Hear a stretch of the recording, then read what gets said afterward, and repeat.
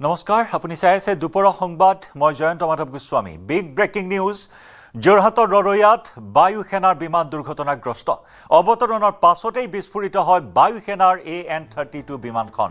43 স্কোৱাড্ৰনৰ আছিল বিস্ফোৰিত বিমানখন সামগ্ৰী কঢ়িওৱাৰ কামত ব্যৱহৃত আছিল এই বিমানখন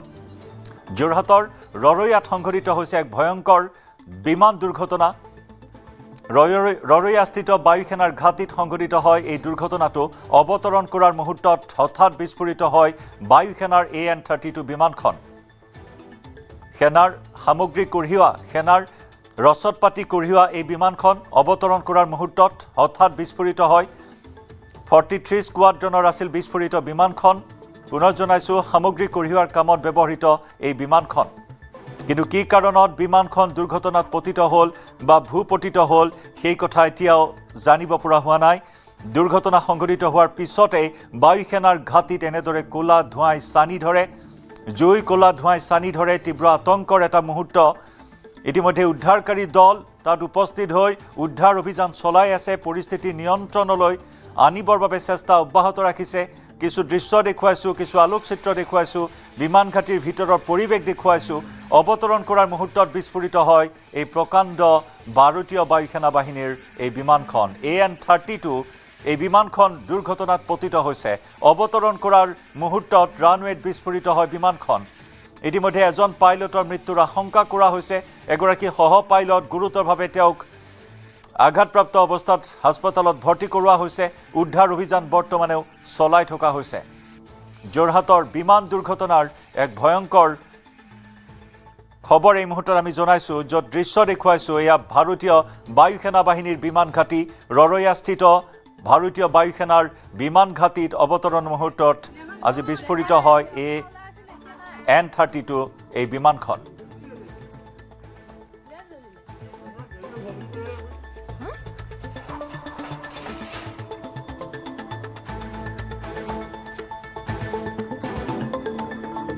ইতিমধ্যে ঘটনাস্থলীত বায়ু সেনা বাহিনীৰ শীৰ্ষ বিষয়া উপস্থিত হৈছে ঘটনা সন্দৰ্ভত তদন্ত ইতিমধ্যে আৰম্ভ কৰা হৈছে প্ৰচণ্ড শব্দৰে বিস্ফোৰিত হৈছিল বিমানখন কিছু তথ্য এই মুহূৰ্তত জনাইছো প্ৰচণ্ড বিস্ফোৰণত কঁপি উঠিছিল সমগ্ৰ অঞ্চলটো ঘটনাস্থলীত উপস্থিত বায়ু সেনা বাহিনীৰ শীৰ্ষ বিষয়াৰ দল ঘটনা সন্দৰ্ভত বিভাগীয় কৰ্তৃপক্ষই ইতিমধ্যে তদন্ত আৰম্ভ কৰিছে কি কাৰণত দুৰ্ঘটনা সংঘটিত হ'ল আৰু কিছু তথ্য জানিব পৰা অনুসৰি ৰখাই থোৱা অৱস্থাত হঠাৎ বিস্ফোৰিত হয় বিমানখন সমগ্ৰ ঘটনাক লৈ এতিয়াও ৰহস্য অব্যাহত আছে AN-32 বিমান যি নেকি সেনাৰ ৰসদ পাতি সেনাৰ সা সামগ্ৰী কঢ়িওৱা এখন বিমান সেনাৰ সা সামগ্ৰী কঢ়িওৱাৰ নামত ব্যৱহাৰ কৰা এই AN-32 বিমান প্ৰচণ্ড বিস্ফোৰণেৰে আজি জ্বলি উঠিল ভাৰতীয় বায়ু সেনা বাহিনীৰ ৰৰৈয়াস্থিত বিমান ঘাটিত কিন্তু কি কাৰণত এই অঘটন সংঘটিত হ'ল সেয়া এতিয়াও পোহৰলৈ অহা নাই খবৰ আহিছে যে এগৰাকী পাইলটৰ মৃত্যুৰ আশংকা কৰা হৈছে আন এগৰাকী সহ পাইলট গৰাকীৰ অৱস্থা অত্যন্ত গুৰুতৰ বুলি জানিব পৰা হৈছে শব্দটো শুনিছো আৰু ভিতৰত আছিলো আমি মানে কিমান কেনেকুৱা শব্দ হৈছিলে ধামকে উঠিছে শব্দটো মানে ডাঙৰকে কি হৈছে কি নহৈছে সেইটো গম পোৱা নাইতো ইয়াৰ পাছত ভিতৰতহে তাৰপৰা এতিয়া নিউজ চাই গম পাইছো প্লেন এখন হেৰি হ'ল বুলি ধোঁৱা ওলাইছিলে আমি দেখা পাইছো যে গোটেই ধোঁৱাই ধুৱলি কলি হৈ গৈছিলে ধোঁৱাটো হৈছিলে ধোঁৱা মানে পুৰা ধোঁৱা হৈছিলে আপোনাৰ যিটো চাউণ্ড দিছে বিকট চাউণ্ড এটা দিছিলে বিকট চাউণ্ড দিছিলে এইটো মানে শব্দ কেইটা হৈছিলে শব্দ তিনিটা হৈছিলে নেকি ন এটাই হৈছিলে কিমান ডাঙৰ শব্দ হৈছিলে শব্দটো ডাঙৰ আৰু ডাঙৰ আৰু গোটেইখন ধুৱলি কলি ক'লা ধোঁৱা হৈ গৈছিলে হয় সেইখিনি মই নেদেখিলো মানে ঘৰত আছিলো মই অকণমান আঁতৰ মই এতিয়া আপোনাক আহিছে বুলি কোৱা শুনিহে মই আহিছো প্ৰথম ক'লা ধোঁৱা মাৰিছিলে তাৰপৰা বগা ধোঁৱা মাৰিছে তাৰপৰা এতিয়া নিউজত চাইহে গম পাইছো প্লেন দুৰ্ঘটনা বুলি এনেইতো ৱালখন যিমান ডাঙৰ নেদেখি নহয় ইমান দিগদাৰ হয় প্লেনখন উৰাই নাই মানে সেইখিনিতে ৰৈহে আছে তেতিয়া চলি আছিল ইঞ্জিন চলি আছিল নাই ইঞ্জিনো চলা নাই একোৱে প্লেনৰ শব্দই ওলোৱা নাই খালি মইতো এইখিনিৰ পৰা চাই আছো প্লেনৰ একো শব্দই ওলোৱা নাই খালি ক'লা ধোঁৱাহে ওলাইছে ক'লাই মানে আপুনি প্লেনৰ যিখন উইংখন আপুনি দেখা পাই আছে মই বেক চাইডটো দেখিছো আৰু শব্দটো মই অকণমান পাৰ হৈ গৈছো তেনেকুৱাতে শব্দটো উঠিছে শব্দটো মই মাটি কপাই দিয়া নিচিনা আৰু তাৰপিছতে ধোঁৱা ওলাইছে হয় নে তাৰ আগতে ধোঁৱা ওলাইছে ধোঁৱা ওলাই আছে ওলোৱাৰ পিছত শব্দটো হৈছে আৰু এয়া প্ৰত্যক্ষদৰ্শীৰ ভাষ্য আমি আগবঢ়াইছোঁ। প্ৰত্যক্ষদৰ্শীও যথেষ্ট আতংকিত হৈ পৰে সেই মুহূৰ্তত। যথেষ্ট বিস্ফোৰণৰ এটা শব্দ, বিকট শব্দ, আৰু সেই শব্দৰ পিছতে সমগ্ৰ অঞ্চলজুৰি কম্পনৰ সৃষ্টি হৈছিল আৰু তাৰ পিছতে ধুঁৱলি কুঁৱলী হৈ পৰে সমগ্ৰ বিমান ঘাটি। আৰু তাৰ পিছত এতিয়া তদন্ত বৰ্তমান আৰম্ভ কৰা হৈছে কি কাৰণত দুৰ্ঘটনা সংঘটিত হ'ল। প্ৰত্যক্ষদৰ্শীৰ ভাষ্য অনুসৰি ৰখাই থোৱা আছিল AN-32 বিমানখন, কিন্তু আমালৈ যি খবৰ আহিছে অৱতৰণৰ মুহূৰ্তত বিস্ফোৰিত হয় এই বিমানখন। আমাৰ যোৰহাটৰ পৰা সতীৰ্থ সাংবাদিক গৌতম বৰাৰ সৈতে সংযুক্ত হৈছে এই মুহূৰ্তত পোনপটীয়া সম্প্ৰচাৰত। গৌতম, অত্যন্ত এটা ভয়ংকৰ দুৰ্ঘটনা সংঘটিত হ'ল, কাৰণ ৰৰৈয়াবাসী ৰাইজে বিভিন্ন সময়ত প্ৰায়ে দেখি থাকে এইসমূহ বিমান সঘনাই অহা যোৱা চলি থাকে। ৰৰৈয়াৰ আকাশত দেখিবলৈ পোৱা যায় এই বিমানসমূহ, কিন্তু আজি হঠাৎ বিস্ফোৰিত হ'ল। খবৰ আহিছে যে অৱতৰণৰ মুহূৰ্তত বিস্ফোৰিত হৈছে। প্ৰত্যক্ষদৰ্শীয়ে কৈছে ৰৈ আছিল বিমানখন। কি তথ্য আপুনি লাভ কৰিছে? হয়, আৰু নিশ্চয়কৈ জয়ন্ত, প্ৰথম অৱস্থাত মই দেখুৱাব বিচাৰিছোঁ যিটো ক্ৰেছ ছাইট। আমি বৰ্তমান ভাৰতীয় বায়ুসেনা বাহিনীৰ যিটো এয়াৰফ'ৰ্চ ষ্টেচন যোৰহাট তাৰ সমীপতে আছোঁ। আৰু এতিয়াৰ পৰা প্ৰায় এঘণ্টা 15 মিনিটৰ পূৰ্বে বিস্ফোৰণ সংঘটিত হৈছিলে। ভয়ংকৰ বিস্ফোৰণ আছিলে। আৰু AN-32 যিখন কেৰিয়াৰ এয়াৰক্ৰাফ্ট,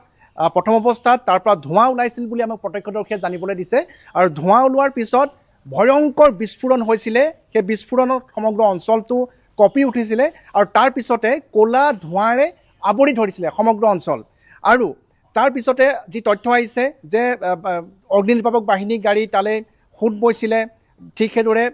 ভাৰতীয় বায়ুসেনা বাহিনীৰ বিভিন্ন গাড়ীসমূহ সেই স্থানলৈ আহিছিলে। আৰু অহাৰ পাছত আমি যি তথ্য আহিছে যে AN-32খনত বিমানখনত সেই বিস্ফোৰণ সংঘটিত হৈছিলে। আৰু অতিকৈ উদ্বেগজনক কথাটো হৈছে যে ভাৰতীয় বায়ুসেনা বাহিনীৰ বিষয়া এই বিস্ফোৰণটোত বা বিমান দুৰ্ঘটনাটোত নিহত হৈছে। আহত হোৱাৰ খবৰ আহিছে। আৰু ইয়াৰ ভিতৰতে থকা ভাৰতীয় বায়ুসেনা বাহিনীৰ যি আস্থান তাৰ ভিতৰতে থকা এয়াৰফ'ৰ্চ হস্পিটেললৈ তেওঁলোকক লৈ যোৱা হৈছে। কিন্তু প্ৰকৃততে কি হৈছিলে সেই সময়ছোৱাত প্ৰত্যক্ষদৰ্শী আছে এগৰাকী ব্যক্তিয়ে সেই বিমানখন দেখা পাই আছিলে। আমি তেখেতৰ পৰা জানিব বিচাৰিম যে বৰ্তা কি দেখিছিলে, আপুনি অলপ ক'ব নেকি? আমাৰ প্ৰথম অৱস্থাত যেতিয়া আমাৰ 13 নম্বৰ টাৱাৰৰ মানুহজনে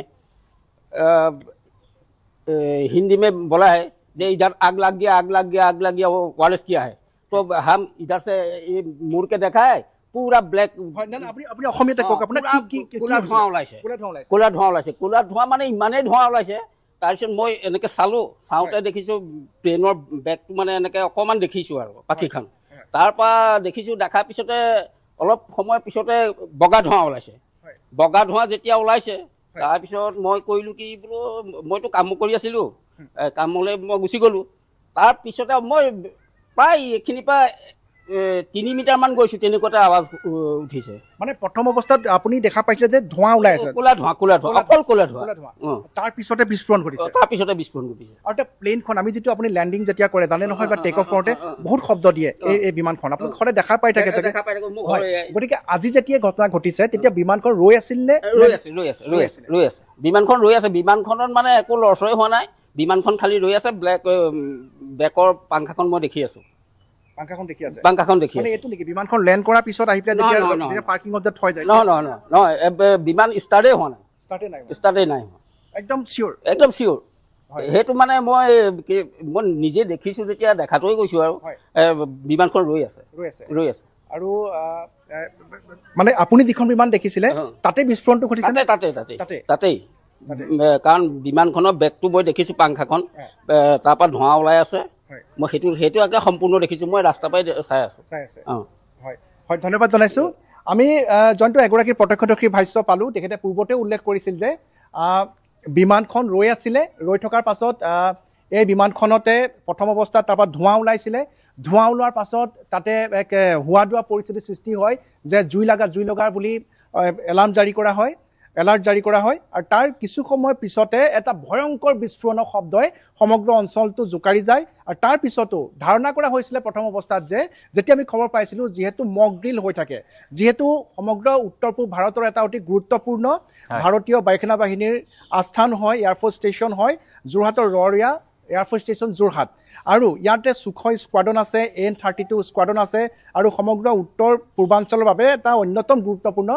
ভাৰতীয় বায়ুসেনা বাহিনীৰ আস্থান গতিকে ইয়াত বিভিন্ন ধৰণৰ ইয়াতে অনুশীলন হৈ থাকে মক ড্ৰিল হৈ থাকে আৰু আজি শনিবাৰ বাবে ধাৰণা কৰা হৈছিল যে মক ড্ৰিল হৈছে কি মক ড্ৰিলত যেনেধৰণে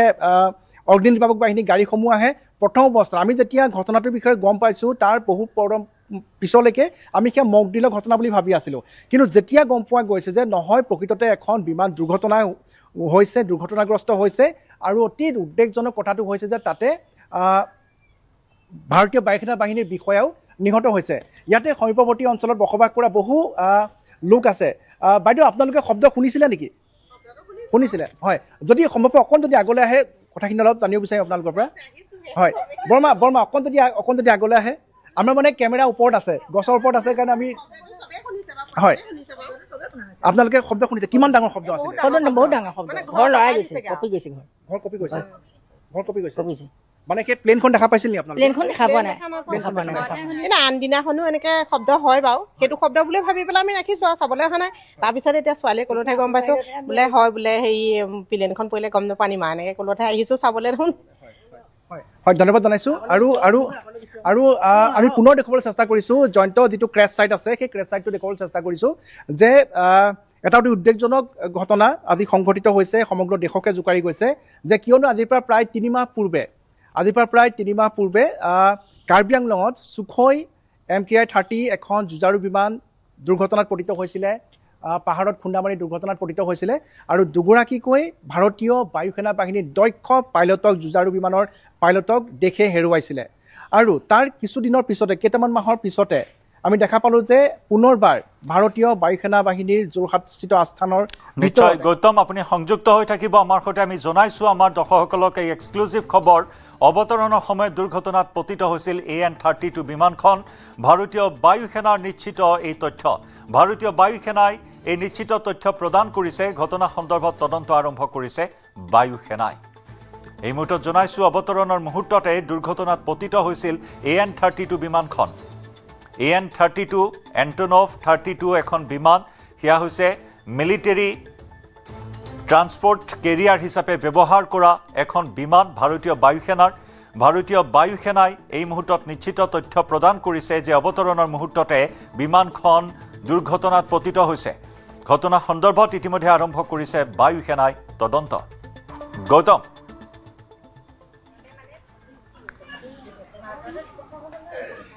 হয়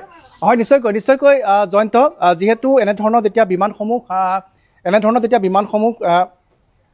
লেণ্ড কৰাৰ পিছত এই বিমানসমূহ যেতিয়া তেওঁলোক যি আস্থান যিসমূহ হেংগাৰ থাকে হেংগাৰত আনি পেলাই তেওঁলোকে থয় হয়তো সেই সময়ত দেখা পাব পাৰে ইয়াৰ যিজন প্ৰত্যক্ষদৰ্শী আমি পাইছোঁ তেখেতে যি তথ্য আমাক জানিবলৈ দিছে যে বিমানখন ৰৈ আছিলে হয়তো অৱতৰণ কৰাৰ পিছত লেণ্ডিং কৰাৰ পিছত যেতিয়া বিমানখন ৰানৱেৰ পৰা আনি হেংগাৰত যেতিয়া থ'বলৈ আনে হয়তো সেই সময়তে কোনো কাৰিকৰী বিজুতিৰ বাবে এই দুৰ্ঘটনা সংঘটিত হৈছে আৰু যিহেতু ভাৰতীয় বায়ুসেনা বাহিনীয়ে আমাৰ পুনৰবাৰ ইয়াৰ পূৰ্বে কৈছিলোঁ যে যেতিয়ালৈকে ভাৰতীয় বায়ুসেনা বাহিনীয়ে নিশ্চিত তথ্য প্ৰকাশ নকৰে তেওঁলোকে বিবৃতি প্ৰকাশ নকৰে তেতিয়ালৈকে আনুষ্ঠানিকভাৱে কোনো কথা ক'ব পৰা নাযায় কিন্তু যিহেতু এতিয়া স্পষ্টৰূপে কৈছে যে এই বিমানখন লেণ্ডিঙৰ সময়তে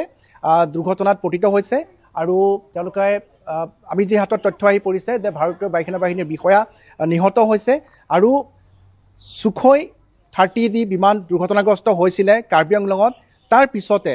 আমি দেখা পাইছোঁ এইটো বছৰতে জয়ন্ত দ্বিতীয়টো দুৰ্ঘটনা ভাৰতীয় বায়ুসেনা বাহিনীৰ যোৰহাটৰ যি আস্থান আছে ৰৰৈয়াস্থিত এয়াৰফ'ৰ্চ ষ্টেচন যোৰহাটৰ পৰা উৰামৰা দুখনকৈ বিমান মাত্ৰ এই 3টা মাহৰ ভিতৰতে এনেধৰণে দুৰ্ঘটনাত পতিত হৈ ভাৰতীয় বায়ুসেনা বাহিনীৰ দক্ষ যুঁজাৰু বিষয়াই প্ৰাণ হেৰুৱাব লগা হৈছে দুগৰাকীয়ে সেই সুখoi MK-30 বিমান দুৰ্ঘটনাত প্ৰাণ হেৰুৱাইছিলে আৰু আজি AN-32 যিখন বিমান দুৰ্ঘটনাত পতিত হৈছে তাতো ভাৰতীয় বায়ুসেনা বাহিনীৰ বিষয়া নিহত হোৱাৰ খবৰ আহিছে পাইলটৰ মৃত্যু নে বিষয়াৰ মৃত্যু গৌতম এই সন্দৰ্ভত কিবা নিশ্চিত জানিব পৰা হৈছে খবৰ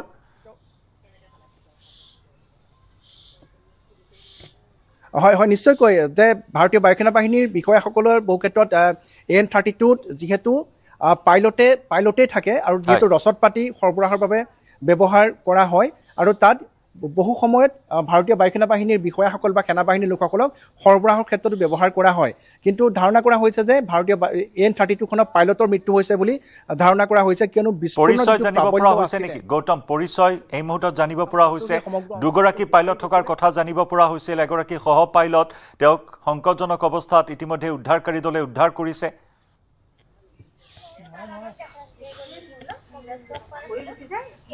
হয় হয় কিছু সময় প্ৰয়োজন হ'ব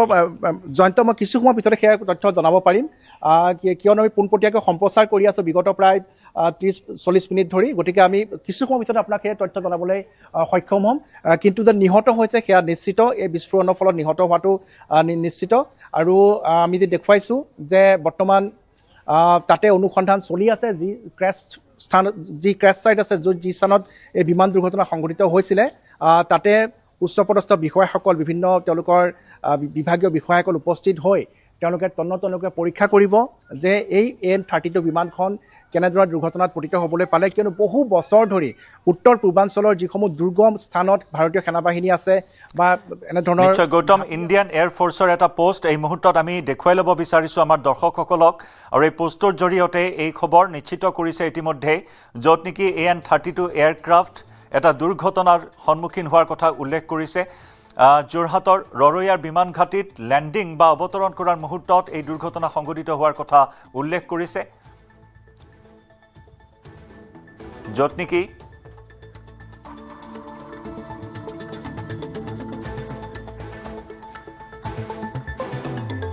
তদন্তৰ কথা ঘোষণা কৰিছে ভাৰতীয় বায়ুসেনা বাহিনীয়ে এই ঘটনাৰ তদন্তৰ কথা ঘোষণা কৰিছে যে কি কাৰণত দুৰ্ঘটনাটো সংঘটিত হ'বলৈ পালে অৱতৰণ কৰাৰ মুহূৰ্তত কি বিজুতি ঘটিল সেই কথাখিনি এতিয়াও জানিব পৰা হোৱা নাই আৰু তাৰ তদন্তৰ কথা ঘোষণা কৰাৰ কথা উল্লেখ কৰিছে এই পোষ্টত ইণ্ডিয়ান এয়াৰ ফ'ৰ্চে গৌতম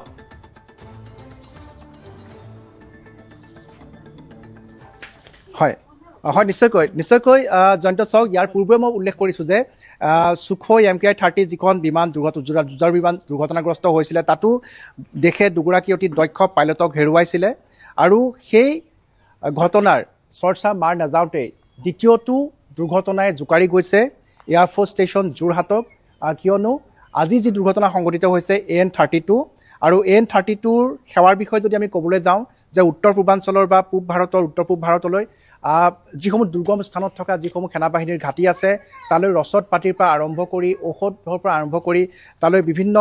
মানৱ সৰবৰাহৰ বাবে এই বিমান ব্যৱহাৰ কৰি অহা হৈছে বহু বছৰ ধৰি ব্যৱহাৰ কৰি অহা হৈছে আৰু তেনে এখন বিমান আমি মনত পৰিছে আজি প্ৰায় এটা দশক পূৰ্বে বা 1.5 দশকে হ'ব চাগে জয়ন্ত যে AN-32 এখন বিমান অৰুণাচলৰ দুৰ্গম পাহাৰীয়া অঞ্চলত দুৰ্ঘটনাত পতিত হৈছিলে আৰু সেই সময়ত ভাৰতীয় বায়ুসেনা বাহিনীৰ সেই বিমানখনৰ পাইলটকে ধৰি বহু কেইগৰাকী দক্ষ বিষয়াই প্ৰাণ হেৰুৱাইছিল আৰু তাৰ পিছত এইটো হৈছে দ্বিতীয়টো এই সময়ছোৱাত সংঘটিত দ্বিতীয়টো AN-32 দুৰ্ঘটনা হয়তো য'ত আজি আন এগৰাকী বৰ্তমানলৈকে যি আমাৰ খবৰ আহিছে আন এগৰাকী ভাৰতীয় বায়ুসেনা বাহিনীৰ বিষয়াই পাইলটে প্ৰাণ হেৰুৱাব লগা হৈছে আৰু বিমানখন সম্পূৰ্ণৰূপে বিধ্বস্ত হৈছে আৰু এই দুৰ্ঘটনা কেনেধৰণে সংঘটিত হ'ল তাক কিন্তু গৌতম অতি চিন্তনীয় বিষয়টো যে যিকোনো প্ৰতিকূল বতৰতো অনায়াসে এই বিমানখন চলিব পাৰে বা আকাশত উৰিব পাৰে এনেধৰণে ডিজাইন কৰা AN-32 এখন বিমান কিন্তু তেনেস্থলত প্ৰতিকূল বতৰতো আকাশত নিৰাপদে উৰিব পৰা বিমানখন অৱতৰণৰ সময়ত দুৰ্ঘটনাত পতিত হ'ল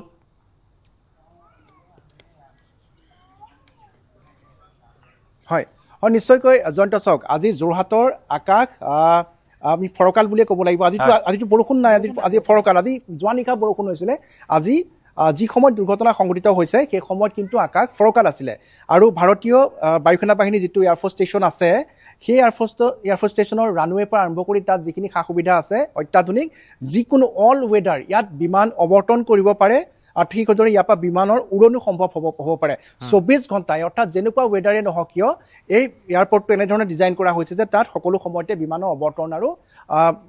বিমানৰ উৰণ হ'ব পাৰে আৰু তাত আজি ফৰকাল বতৰ থকাৰ পাছতো AN-32ৰ দৰে এখন বিমান কেনেধৰণৰ দুৰ্ঘটনাত পতিত হ'ল সেই প্ৰশ্নৰ সৃষ্টি হৈছে আৰু যিহেতু প্ৰত্যক্ষদৰ্শী আমাক যে জানিবলৈ দিছে যে বিমানখন ৰৈ আছিলে তেওঁ দেখা পাইছিলে বিমানখনৰ পিছফালৰ পাংখা পৰ্যন্ত তেওঁ দেখা পোৱা বুলি দাবী কৰিছে আৰু ৰৈ থকা অৱস্থা তেখেতক মই বাৰম্বাৰ সুধিছোঁ যে বিমানখনৰ যিটো শব্দ অৰ্থাৎ ইঞ্জিন যেতিয়া ষ্টাৰ্ট হৈ থাকে যেতিয়া যিটো আমি শব্দ শুনা পাওঁ সকলোৱে এই এয়াৰপৰ্টটোৰ আশে পাশে থকা এয়াৰফ'ৰ্চ ষ্টেচনৰ আশে পাশে থকা বহু লোকেই Sukhoi MK-30 যিটো শব্দ তাৰ সৈতে পৰিচিত ঠিক এদৰে AN-32 যিটো শব্দ ইঞ্জিনৰ শব্দ তাৰ সৈতে পৰিচিত ইণ্ডিগোৰ যিখন বিমান যায় তাৰ শব্দৰ সৈতে আমি সকলোবোৰ পৰিচিত গতিকে সেই বিমানখনৰ AN-32 বিমানখন তেওঁ প্ৰত্যক্ষ কৰা বিমানখনৰ ইঞ্জিন সেই সময়ত বন্ধ হৈ থকা বুলি জানিবলৈ দিছে হয়তো বিমানখন অৱতৰণ কৰাৰ পিছত আহি হয়তো ৰখাইছেহি আৰু সেই মুহূৰ্ততে কিবা কাৰিকৰী বিজুতিৰ বাবে এই দুৰ্ঘটনা বা এই বিস্ফোৰণ সংঘটিত হোৱাৰ ধাৰণা কৰা হৈছে আৰু প্ৰত্যক্ষদৰ্শীয়ে কোৱা কথাখিনি যদি আমি মানি লওঁ তেনেহ'লে তেখেতে কৈছে যে বিমানখন ৰৈ আছিলে প্ৰথম অৱস্থাত ধোঁৱা ওলাইছিলে তাৰ পৰা ধোঁৱাই ধুৱলি কলি হৈ পৰিছিলে সমগ্ৰ পৰিৱেশটো তেতিয়া তাতে এক হেতাৰ পৰা তেনেধৰণৰ পৰিস্থিতিৰ সৃষ্টি হৈছিলে যে জুই লাগিছে বুলি আৰু সেই তাৰ কিছু মুহূৰ্তমানৰ পিছতে কেইমুহূৰ্তমানৰ পিছতে এক ভয়ংকৰ বিস্ফোৰণৰ শব্দই সমগ্ৰ অঞ্চলটো জোকাৰি গৈছিলে আৰু তাৰ পিছত আমি দেখা পাইছোঁ যে যিটো ভিডিঅ' ইতিমধ্যে নিউজ 18 অসম নৰ্থ ইষ্টৰ দৰ্শকসকলে দেখা পাইছে যে ক'লা ধোঁৱাই আকাশ চদিশে আগুৰি ধৰিছে আৰু তাৰ পিছত যিটো খবৰ আহিছে যে এখন AN-32 বিমান দুৰ্ঘটনাত পতিত হৈছে ক্ৰেছ হৈছে আৰু তাত হতাহতো হৈছে আৰু কেজুৱেলিটি আছে তাতে ভাৰতীয় বায়ুসেনা বাহিনীৰ বিষয়া নিহত হৈছে গতিকে এই ঘটনাই সকলোকে উদ্বিগ্ন কৰি তুলিছে আৰু যেহেতু মাত্ৰ কেইটামান মাহৰ ভিতৰতে দ্বিতীয়টো দুৰ্ঘটনা য'ত ভাৰতীয় বায়ুসেনা বাহিনীৰ দক্ষ বিষয়াই প্ৰাণ হেৰুৱাব লগা হৈছে গতিকে এই ঘটনাই সকলোকে সচকিত কৰি তুলিছে সমগ্ৰ দেশতে তীব্ৰ চাঞ্চল্যৰ সৃষ্টি কৰিছে প্ৰতিক্ৰিয়াৰ সৃষ্টি কৰিছে যিহেতু উত্তৰ পূৰ্বাঞ্চলৰ এটা অন্যতম গুৰুত্বপূৰ্ণ ভাৰতীয় বায়ুসেনা বাহিনীৰ ঘাটি হৈছে এয়াৰফ'ৰ্চ ষ্টেচন যোৰহাট আৰু তাতেই মাত্ৰ বিগত 3টা মাহৰ ভিতৰত দুটাকৈ ভয়ংকৰ দুৰ্ঘটনা সংঘটিত হৈছে এখন Sukhoi MK-30 বিমান ইতিপূৰ্বে কাৰ্বি আংলঙত দুৰ্ঘটনাগ্ৰস্ত হৈ দুগৰাকী যুঁজাৰু পাইলটে প্ৰাণ হেৰুৱাইছিলে আৰু আজি দক্ষতাৰে দেশক সেৱা আগবঢ়াই অহা দেশৰ নিৰাপত্তা বাহিনীক সেৱা আগবঢ়াই অহা AN-32 এখন বিমান বিধ্বস্ত হৈছে তাকো এয়াৰফ'ৰ্চ ষ্টেচনৰ ভিতৰত আৰু তাতো প্ৰাণ হেৰুৱাব লগা হৈছে দক্ষ ভাৰতীয় বায়ুসেনা বাহিনীৰ বিষয়ে আৰু এই ঘটনাই কিন্তু সকলোকে উদ্বিগ্ন কৰি তুলিছে আৰু ইয়াৰ কাৰণ কি সেয়া হয়তো তদন্তৰ পিছত পোহৰলৈ আহিব জয়ন্ত গৌতম কেজুৱেলিটিৰ কথা আপুনি যেহেতু উল্লেখ কৰিছে এগৰাকী বিষয়া নিহত হৈছে ইতিমধ্যে এগৰাকী আঘাতপ্ৰাপ্ত হৈছে গতিকে দুগৰাকী আছিল নে আৰু হয়তো দুগৰাকীতকৈ বেছি বিষয়া থাকিব পাৰে বিমানখনত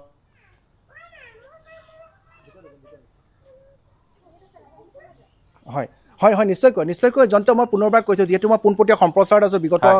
40-50 মিনিট ধৰি গতিকে মই সেই খবৰখিনি ইয়াৰ পিছতে ল'বলৈ সক্ষম হ'ম আৰু লোৱাৰ পিছত আমি নিউজ 18 অসম নৰ্থ ইষ্টৰ দৰ্শকসকলক জনাব পাৰিম যে দুৰ্ঘটনা কেনেধৰণে সংঘটিত হ'ল বা কেনেধৰণে তাতে সেই বিমানখনত আৰু লোক আছিল নেকি বা কেনেধৰণে দুৰ্ঘটনা সংঘটিত হ'ল সেয়া আমি জনাবলৈ সক্ষম হ'ম আৰু বৰ্তমান হয়তো আমাৰ হাতত যিখিনি তথ্য আছে যে AN-32 বিমানখন দুৰ্ঘটনাত পতিত হৈছিলে যদিহে আমি টিভি স্ক্ৰীনত দেখা পাইছে আপুনি দৃশ্যসমূহ যে কিমান ভয়ংকৰ আছিলে সেই দুৰ্ঘটনা অৰ্থাৎ বিস্ফোৰণ যিটো হৈছিলে সেই বিস্ফোৰণৰ ফলতে বিমানখন বিধ্বস্ত হৈ পৰিছে বিমানখন দুটা খণ্ডত বিভক্ত হৈ পৰিছে আৰু বিধ্বস্ত হৈ পৰিছে আৰু সেই বিস্ফোৰণৰ ফলতে সেই দক্ষ বৈমানিকৰ মৃত্যু হোৱা বুলি ধাৰণা কৰা হৈছে আৰু যেতিয়া হয়তো ভাৰতীয় বায়ুসেনা বাহিনীয়ে পিছত সেইখিনি তথ্যও তেওঁলোকে সদৰি কৰিব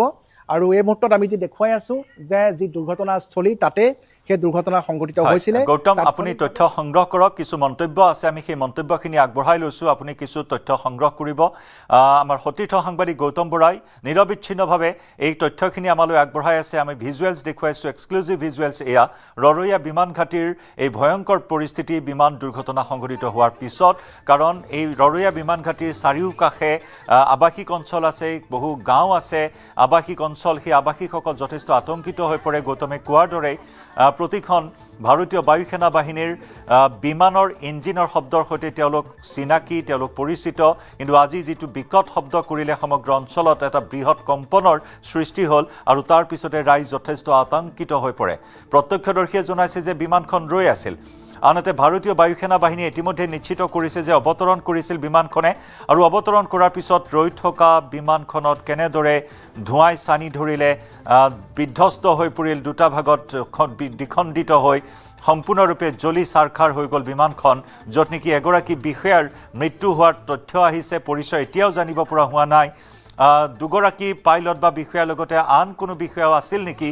ভাৰতীয় বায়ু সেনা বাহিনীৰ সেই কথাখিনিও কিছু সময় পিছতে স্পষ্ট হ'ব ইতিমধ্যে ঘটনা সন্দৰ্ভত তদন্তৰ নিৰ্দেশ দিছে ভাৰতীয় বায়ু সেনা বাহিনীয়ে শীৰ্ষ বিষয়াসকল উপস্থিত হৈ সমগ্ৰ ঘটনা বৰ্তমান নিৰীক্ষণ কৰিছে পৰ্যবেক্ষণ কৰিছে এজনক সংকটজনক অৱস্থাত হাস্পতালত ভৰ্তি কৰোৱা হৈছে উদ্ধাৰকাৰী দলে উদ্ধাৰ অভিযান বৰ্তমানে চলাই আছে পৰিস্থিতি অৱশ্যে বৰ্তমান কিছু নিয়ন্ত্ৰণাধীন কিছু মন্তব্য আছে আমি সেই মন্তব্য আগবঢ়াই লৈছোঁ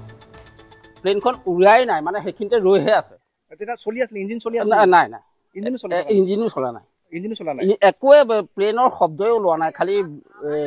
মইতো এইখিনিৰ পৰা চাই আছো প্লেনৰ একো শব্দই ওলোৱা নাই খালি ক'লা ক'লা ধোঁৱাহে ওলাইছে কোলা কোলা ধোঁৱাই ওলাইছে কোলাই মানে আপুনি প্লেনৰ যিখন উইংখন আপুনি দেখা পাই আছে মই বেক সাইডটো দেখিছো আৰু শব্দটো মই অকমান পাৰ হৈ গৈছো তেনেকুৱাতে শব্দটো উঠিছে শব্দটো মই নহয় মাটি কপাই দিয়া নিচিনা আৰু তাৰ পিছতে ধোঁৱা ওলাইছে হয়নে নহয় তাৰ আগতে ধোঁৱা ওলাইছে ধোঁৱা ওলাই আছে ওলোৱাৰ পিছত শব্দটো হৈছে শব্দটো শুনিছো আৰু ভিতৰতে আছিলো আমি মানে কেনেকুৱা শব্দ হৈছিলে ধামকে উঠিছে শব্দটো মানে ডাঙৰকে হৈছে কি হৈছে কি নহৈছে সেইটো গম পোৱা নাইতো ইয়াৰ পাছত ভিতৰতহে তাৰপৰা এতিয়া নিউজ চাই গম পাইছো প্লেন এখন হেৰি হ'ল বুলি ধোঁৱা ওলাইছিলে আমি দেখা পাইছো যে গোটেই ধোঁৱাই ঢলি কলি হৈ গৈছিলে ধোঁৱাটো হৈছিলে ধোঁৱা মানে পুৰা ধোঁৱা হৈছিলে আপোনাৰ যিটো চাউণ্ড দিছে বিকট চাউণ্ড এটা দিছিলে বিকট চাউণ্ড দিছিলে এইটো মানে শব্দ কেইটা হৈছিলে শব্দ 3টা হৈছিলে নেকি ন এটাই হৈছিলে কিমান ডাঙৰ শব্দ হৈছিলে শব্দটো ডাঙৰ আৰু ডাঙৰ আৰু গোটেইখন ঢলি কলি ক'লা ধোঁৱা হৈ গৈছিলে হয় সেইখিনি মই নেদেখিলো মানে ঘৰত আছিলো মই অকণমান আঁতৰ মই এতিয়া আপোনালোক আহিছে বুলি কোৱা শুনিহে মই আহিছো প্ৰথম ক'লা ধোঁৱা মাৰিছিলে তাৰপৰা বগা ধোঁৱা মাৰিছে তাৰপৰা এতিয়া নিউজত চাইহে গম পাইছো প্লেন দুৰ্ঘটনা বুলি এনেইতো ৱালখন যিমান ডাঙৰ নেদেখি নহয় ইমান দিগদাৰ হয় আৰু এয়া হৈছে AN-32 বিমান এণ্টনভ ছিৰিজৰ এই বিমানখন এখন আপগ্ৰেডেড বিমান AN-24 AN-26 AN-28 AN-30 আৰু AN-32 বৰ্তমান চলি থকা এইখন বিমান 80 দশকৰ পৰাই চলি থকা এই বিমানখন ভাৰতীয় বায়ু সেনা বাহিনীৰ হাতত প্ৰায় 105খন AN-32 বিমান আছে বৰ্তমান আৰু তাৰে ভাৰতীয় বায়ু সেনা বাহিনীয়ে মিলিটাৰী ট্ৰান্সপৰ্ট কেৰিয়াৰ হিচাপে ব্যৱহাৰ কৰা এই বিমানখন আজি অৱতৰণ কৰাৰ মুহূৰ্তত ৰৰৈয়াস্থিত ভাৰতীয় বায়ু সেনা বাহিনীৰ ষ্টেচনত দুৰ্ঘটনাত পতিত হ'ল সমগ্ৰ ঘটনা বৰ্তমানে ৰহস্যৰ আৱৰ্তত ইতিমধ্যে এটা পোষ্টৰ জৰিয়তে ভাৰতীয় বায়ু সেনা বাহিনীয়ে প্ৰাৰম্ভিক তথ্যখিনি প্ৰকাশ কৰিছে অৱতৰণৰ পিছত দুৰ্ঘটনা সংঘটিত হোৱাৰ কথা উল্লেখ কৰিছে আৰু অধিক তথ্য অতি সোনকালেই ভাৰতীয় বায়ু সেনা বাহিনীয়ে প্ৰকাশ কৰিব বুলিও সেই পোষ্টত উল্লেখ কৰিছে আৰু যথেষ্ট দুখ প্ৰকাশ কৰিছে এগৰাকী পাইলট বা এগৰাকী বিষয়াৰ মৃত্যু হোৱাৰ এই ঘটনাত দুখ প্ৰকাশ কৰিছে শোকসন্তপ্ত পৰিয়ালবৰ্গকো সমবেদনা জ্ঞাপন কৰিছে আৰু অতি শীঘ্ৰেই পৰৱৰ্তী যিসমূহ তথ্য থাকিব সেই তথ্যসমূহ অৱগত কৰোৱা হ'ব বুলি ভাৰতীয় বায়ু সেনা বাহিনীৰ তৰফৰ পৰা কোৱা হৈছে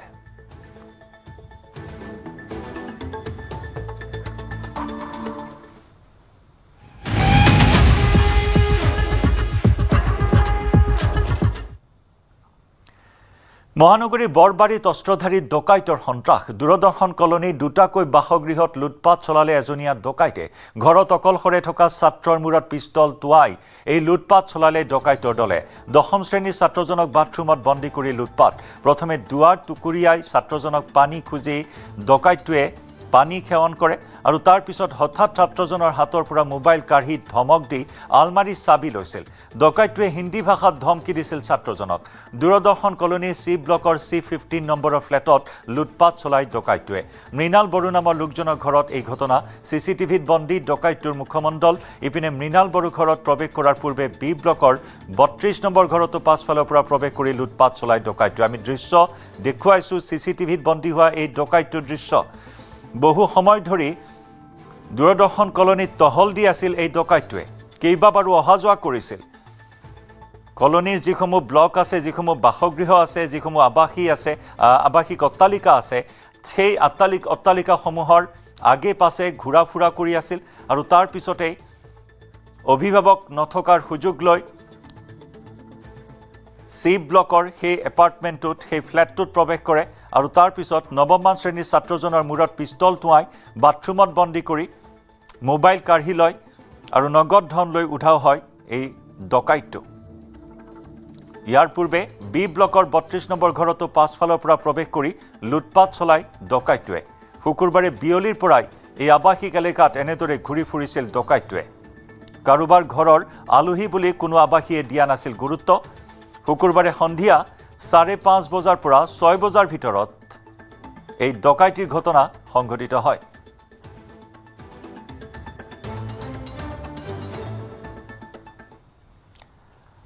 খবৰৰ ধাৰা অব্যাহত ৰাখিম। দুপৰীয়া সংবাদত সময় হৈছে খন্তেক সময়ৰ বাণিজ্যিক বিৰতি।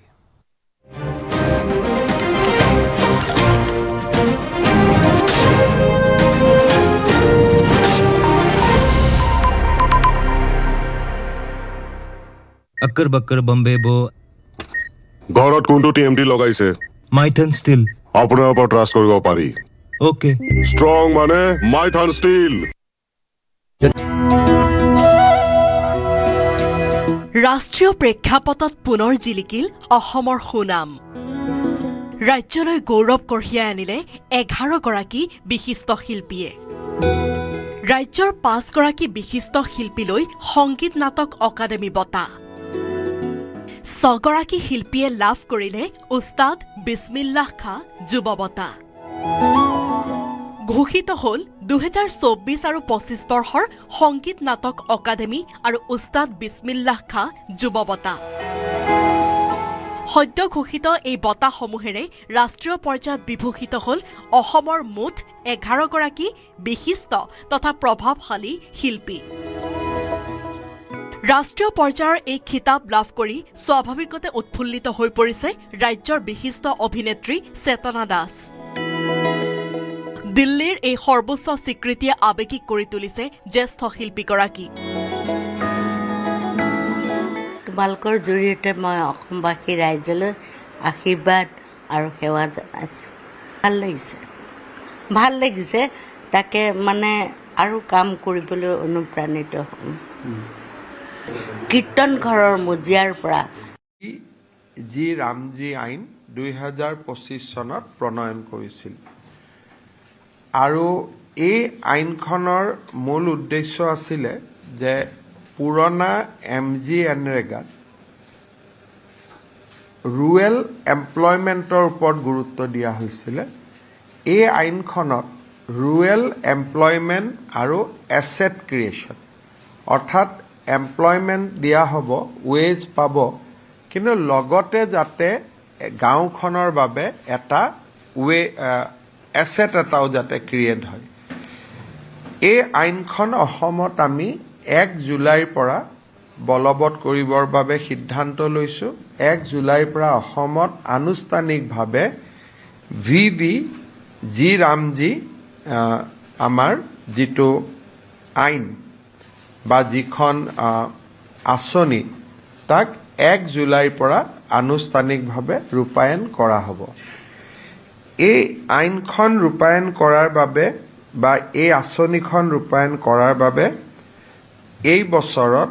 আমি 2000 কোটি টকা খৰচ কৰিম। আনুমানিক প্ৰতিখন পঞ্চায়তত গড় হিচাপত, ডাঙৰ পঞ্চায়ত সৰু পঞ্চায়ত লৈ পৰিৱৰ্তন হ'ব, গড় হিচাপত প্ৰায় 1 কোটি টকা প্ৰতিখন পঞ্চায়তে লাভ কৰিব। কোনোবাই 70 লাখ, কোনোবাই 1.5 কোটি।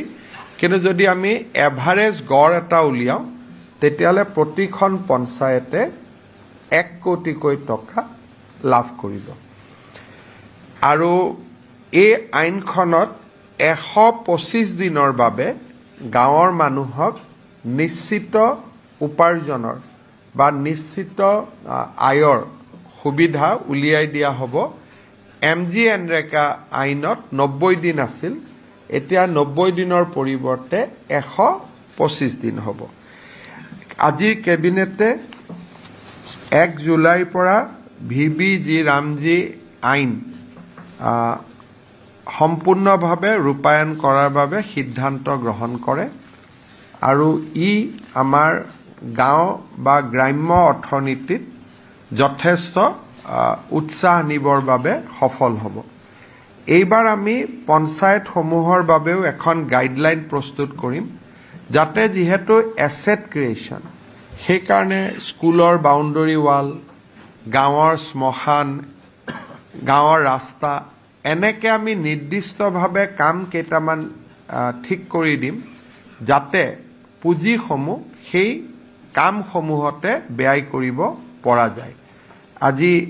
এটা সম্পূৰ্ণ খুব নতুন সিদ্ধান্ত এটা গ্ৰহণ কৰা হয়। আজি আমাৰ কেবিনেটে ৰাজ্যত 18 বছৰৰ ওপৰত কোনো লোককে আধাৰ কাৰ্ড নিদিবৰ বাবে সিদ্ধান্ত লৈছে। অৰ্থাৎ এতিয়াৰ পৰা 18 বছৰৰ ওপৰৰ কোনো ব্যক্তিয়ে অসমত আধাৰ কাৰ্ড ল'ব নোৱাৰিব। কাৰণ 18 বছৰৰ ওপৰৰ সকলোকে ইতিমধ্যে আমি আধাৰ কাৰ্ড দিছোঁ আৰু 100% চেচুৰেশ্যন লেভেল আমি পাই গৈছোঁ।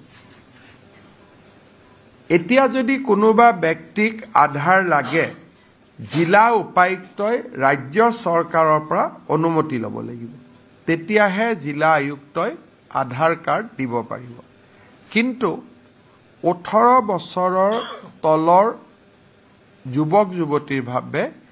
এই প্ৰতিবন্ধকতা নাথাকিব। আনহাতে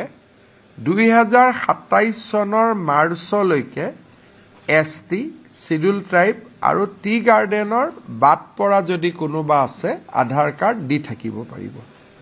তাৰমানে আকৌ এবাৰ মই কৈছোঁ, no one will get Aadhaar if he already cross 18 years of age.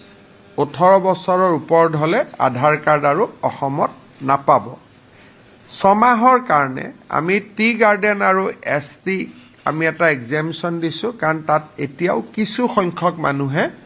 Aadhaar card পোৱা নাই। 2027 চনৰ 1 এপ্ৰিলৰ পৰা ইভেন ST আৰু টি গাৰ্ডেনৰ ৰাইজেও যদি 18 বছৰৰ ওপৰ হয়, আধাৰ কাৰ্ড নাপাব। যদি কাৰোবাক দিবলগীয়া এক্সেপশ্যনেল কিবা কেছ থাকে, তেতিয়াহ'লে DCয়ে ৰাজ্য চৰকাৰৰ পৰা অনুমোদন ল'ব লাগিব। অবৈধ বাংলাদেশী নাগৰিকে যাতে অসমত আধাৰ কাৰ্ড ল'ব নোৱাৰে, তাৰ কাৰণে এই এটা ঐতিহাসিক সিদ্ধান্ত এটা আজি কেবিনেটে গ্ৰহণ কৰিছে। কিন্তু 18 বছৰৰ তলৰ ল'ৰা ছোৱালীৰ ক্ষেত্ৰত এই আদেশ প্ৰযোজ্য নহয়। এই আমি 18 বছৰৰ তলৰ ল'ৰা ছোৱালীক, যিহেতু বহুতে সৰুতে আধাৰ নলয়, কলেজত গ'লেহে আধাৰ লয়, গতিকে বিলো 18 ইয়াৰ্ছৰ কাৰণে আধাৰ লোৱাত কোনো ধৰণৰ অসুবিধা নাথাকিব। আজি আমাৰ কেবিনেটে গুৱাহাটী বিমানবন্দৰৰ আশে-পাশে এখন ছেটেলাইট চিটি নিৰ্মাণৰ উদ্দেশ্যে Guwahati satellite city development authority নামে এটা অথৰিটি নিৰ্মাণ কৰিছে। গুৱাহাটী বিমানবন্দৰৰ পিছফালে পলাশবাৰী শুৱালকুছি ব্ৰিজৰ লগত বা আমাৰ সেই অঞ্চলত থকা মাটিত এই ছেটেলাইট চিটি নিৰ্মাণৰ প্ৰস্তাৱ কৰা হ'ব আৰু ই গুৱাহাটী মহানগৰৰ বৰ্তমান সীমাৰ ভিতৰতে আবদ্ধ থাকিব। এই মহানগৰ ক্ৰছ নকৰে, within the city of Guwahati GMD এৰিয়াৰ ভিতৰতে ই আবদ্ধ থাকিব। আজি আমাৰ কেবিনেটত আমাৰ ভাৰতীয় প্ৰশাসনীয় সেৱাৰ বিষয়াসকলৰ তেওঁলোকৰ চাকৰিত এটা নিয়ম আছে যে এটা নিৰ্দিষ্ট সময় দিল্লীত কাম কৰিব লাগে, এটা নিৰ্দিষ্ট সময় ৰাজ্যত কাম কৰিব লাগে। কেতিয়াবা কেতিয়াবা সেই সময়টো পূৰা হোৱাৰ আগতেই কিছুমান অফিচাৰে ডেপুটেশ্যনত যাবৰ কাৰণে আবেদন কৰে। আগতে মুখ্যমন্ত্ৰীয়ে সেই আবেদন মঞ্জুৰ কৰিছিল, এতিয়া এই আবেদন কেইবাটাও চৰ্ত সাপেক্ষে কেবিনেটেহে অনুমোদন কৰাৰ ক্ষমতা দিয়া হয় যাতে প্ৰিমেচিউৰ ডেপুটেশ্যন অসমত কমি যায় তাৰ কাৰণে আজি কেবিনেটে এই সিদ্ধান্ত গ্ৰহণ কৰে আজি আপোনালোকে এইটো জানে যে 1, 2, 3 তাৰিখে গুৱাহাটীত সম্ভাৱনা আছে যে এগৰাকী খুব হাই ডিগনেটাৰিজৰ অসম ভ্ৰমণৰ প্ৰধানমন্ত্ৰী নৰেন্দ্ৰ মোদী ডাঙৰীয়াৰো অসম ভ্ৰমণৰ সম্ভাৱনা আছে সেই বিষয়টো লৈও আমি মহানগৰখনক কেনেকৈ প্ৰস্তুত কৰি ল'ব লাগে এই বিষয়ে তাৰ বিষয়েও আজি কেবিনেটত আমি বিতং কৰি আলোচনা হয় কিন্তু ভিজিটটো এতিয়ালৈকে 100% কনফাৰ্ম নহয় সেইকাৰণে আমি বহুত ডিটেইলছ এতিয়াই দিব খোজা নাই কিন্তু প্ৰস্তুতি পৰ্বটো ৰাজ্য চৰকাৰে আজিৰ পৰা আৰম্ভ কৰিব আমি গুৱাহাটীবাসী ৰাইজৰ সহযোগিতা বিচাৰিম কেবিনেটত এইখিনি আলোচনা কৰাৰ উপৰিও কেবিনেটে 6 জুলাইৰ পৰা অসম বিধানসভাৰ অধিৱেশন অনুষ্ঠিত কৰাৰ বাবে সিদ্ধান্ত গ্ৰহণ কৰিছে 6 জুলাইৰ অধিৱেশনখন বাজেট অধিৱেশন হ'ব আৰু 21 দিনতকৈও বেছি এই অধিৱেশন চলিব আৰু এই অধিৱেশনতে 2026-27 চনৰ পূৰ্ণাংগ বাজেট বিত্তমন্ত্ৰীয়ে দাখিল কৰিব আৰু আপোনালোকক বাজেটৰ দাখিলৰ দিনটো সেপাৰেটলি বিত্ত বিভাগে অৱগত কৰিব আৰু জুলাই মাহত বাজেট অধিৱেশন শেষ হোৱাৰ লগে লগে আগষ্ট মাহৰ পৰা চৰকাৰৰ জনকল্যাণমূলক আঁচনিসমূহ আৰম্ভ হ'ব এইখিনি আজি কেবিনেটত সিদ্ধান্ত লোৱা হয় আপোনালোকে যদি কিবা সুধিব বিচাৰে সুধিব পাৰে Assam has already saturated so far as Aadhaar is concerned. However, still Aadhaar card is being issued from the state and some district has even crossed 100% of the targets. Some district has gone up to 114%, 115%. So there is every apprehension then even after 100% saturation who are taking these Aadhaar cards. We want to fully prove that no illegal immigrants is taking advantage of Aadhaar. Cabinet has decided to stop issuance of Aadhaar card for any person more than 18 years of age. However, for children below 18 years of age, Aadhaar will be continuously provided. But no one will get Aadhaar if the citizen is of 18 plus. If at all there is some genuine person, then Deputy Commissioner has to send a proposal. Government will approve. But not at the Deputy Commissioner level or DC level. No more Aadhaar card will be issued to the citizen having more than 18 years of age. We want to stop the leakage in issuance of Aadhaar. It is for all the time to come. Complete ban.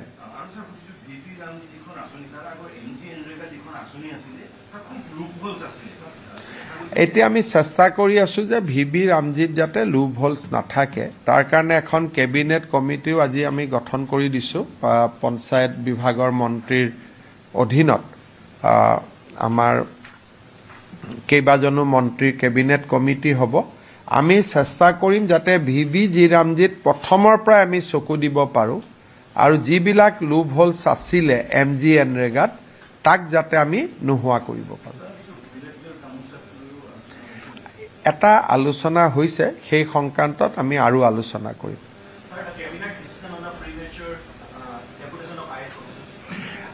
there is a tendency of certain all India service officer to put pressure on the government for premature deputation. So what we have said that the premature deputation power will now be vested only on cabinet. Because if it is within the chief minister, then officer comes and put pressure on chief minister directly or indirectly. So I have surrendered my power to the cabinet so that it's become a collective decision. In Guwahati, we are trying to build up a satellite city in and around Guwahati. So we have identified a land parcel around Guwahati airport. If we can take that land parcel after paying proper, after following proper procedure, then we can extend Guwahati. So today a authority has been created to properly guide the expansion of Guwahati, including setting up of a satellite city. বাংলাদেশীৰ যিটো প্ৰব্ৰজন সেই বিষয়ত সুধিব বিচাৰিছোঁ শেহতীয়াকৈ দেখা গৈছে যে পুছবেকক লৈ বাংলাদেশৰ তৰফৰ পৰা এক ধৰণৰ বাধা এটা সৃষ্টি কৰাৰ কাৰণে চেষ্টা কৰা হৈছে সমান্তৰালকৈ পশ্চিমবংগত যেতিয়া চৰকাৰ সলনি হ'ল তাত এক ধৰণৰ তাত কঠোৰ স্থিতি এটা গ্ৰহণ কৰাৰ ফলত তাৰ পৰা ইয়াত প্ৰব্ৰজন হোৱাৰ কিবা এটা শংকা দেখা গৈছে নেকি মইতো ভাবা নাই দুইটাই ইয়াৰ পৰা ইয়াত ক'ৰ পৰা আহিব তাতে হেঁচা দিলে ইয়াত আহিবতকৈ ভাল কথা আছিল যে আগতে ইয়াৰ পৰা খেদিলে সেইফাল দি আকৌ সোমাইছিল গতিকে এতিয়া পশ্চিমবংগতো কাটাতাৰৰ বেৰ হোৱাৰ কাৰণে প্ৰব্ৰজনৰ চান্সটো নোহোৱাহে হ'ব আৰু পুছবেকৰ যিটো এটা খবৰ এটা ওলাইছে যে তেওঁলোকেও কৰে আমিও কৰোঁ পুছবেকটো চলি থাকে সদায় মইতো টুইটাৰত দিয়ে থাকোঁ আপোনালোকে মোৰ টুইটাৰটো ফ'ল' কৰি থাকিব যি নতুন মানুহ বাংলাদেশৰ পৰা আহে আমি সীমান্ত পাৰে হ'ব নিদিওঁ আমি পুছবেক কৰি দিওঁ আৰু ভিতৰত থকা মানুহো যেতিয়া ডিচিয়ে অৰ্ডাৰ দিয়ে পুছবেক কৰিব লাগে বুলি তেতিয়া আমি পুছবেক কৰোঁ গতিকে এইটো বাংলাদেশৰ স্থিতিটো বাংলাদেশে পৰিষ্কাৰ কৰিব ভাৰতৰ স্থিতিটো এইটোৱে আছে যে ভাৰতত আমি কোনো বাংলাদেশী নাগৰিকক সোমাব নিদিওঁ স্যাৰ নিযুক্তি প্ৰক্ৰিয়াটোৰ এটা প্ৰচেছ আপোনালোকে আগুৱাই লৈ গৈছে লাহে লাহে হ'ব এতিয়া আমি নিযুক্তি প্ৰথম 2 লাখ পদ আমি বিচাৰি উলিয়াব লাগিব গতিকে তাৰ প্ৰক্ৰিয়াটো আৰম্ভ হৈছে ইতিমধ্যে উচ্ছেদৰ দাবীটো বহু ঠাইত এতিয়া উত্থাপিত হৈ আছে যোৱা কালি এতিয়াও আমি আপোনালোকে যদি যায় পলাশবাৰী ট্ৰাইবেল বেল্ট এণ্ড ব্লকৰ পৰা আজিও নটিচ ইছ্যু হৈ আছে এইবিলাক কণ্টিনিউৱাছ প্ৰচেছ আৰু ইয়াত কোনো ৰখি যোৱা বা চলাই থকাৰ কথা নহয় এইটো চলিয়ে থাকিব হাইকোৰ্টেও এটা ডাঙৰ অৰ্ডাৰ দিলে গোলাঘাটতো 2 দিনতে আৰু এটা এভিকশ্যন আছে গতিকে এইবিলাক সব কণ্টিনিউৱাছ প্ৰচেছ ইয়াত আৰু নতুন চৰকাৰ পুৰণা চৰকাৰ বুলি নহয় যেনেকৈ আগত চলি আছিল তেনেকৈ চলি থাকিব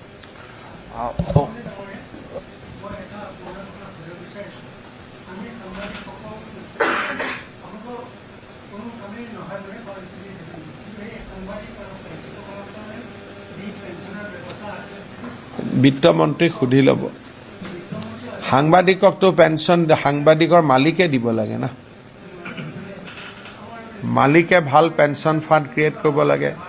মালিকবিলাকৰ ইমান ডাঙৰ ডাঙৰ গাড়ী ঘৰ সাংবাদিকসকলে মালিকৰ ঘৰত গৈ আন্দোলন কৰিব লাগে যে আমাক দিয়ক বুলি লেখক ঠিক আছে বাৰু কিন্তু সাংবাদিকেতো মালিকবিলাকৰ ইমান ডাঙৰ গাড়ী মটৰ দিব পাৰে সাংবাদিকসকলে নিজৰ মালিকক দাবী কৰিব লাগে লেখকটো ঠিক আছে বাৰু Mr. Chief Minister we know that there is a transport aircraft which has there is some issue and there is an accident but we are waiting for more reports from DC it was a transport aircraft which developed some problem and face accident in Jorhat airport so we are waiting for more details Ratnadeep Mr. Chief Minister, Union Home Minister Amit Shah in a very significant statement has said that most of the areas in Northeast which are still under Armed Forces Special Power Act will see a withdrawal of the act. Now this is a very it would be a very landmark movement. How do you see Northeast preparing for it given the fact that in Assam